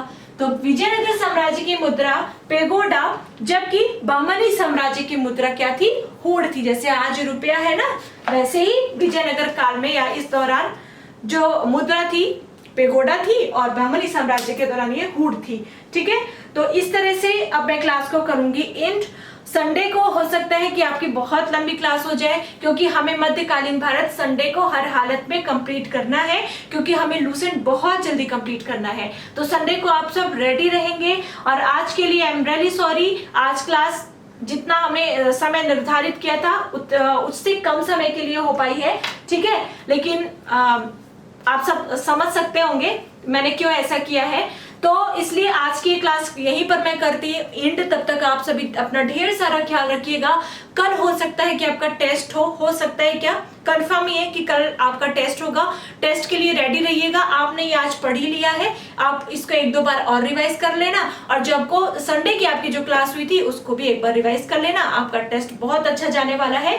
आज के लिए बस इतना ही। वीडियो को लाइक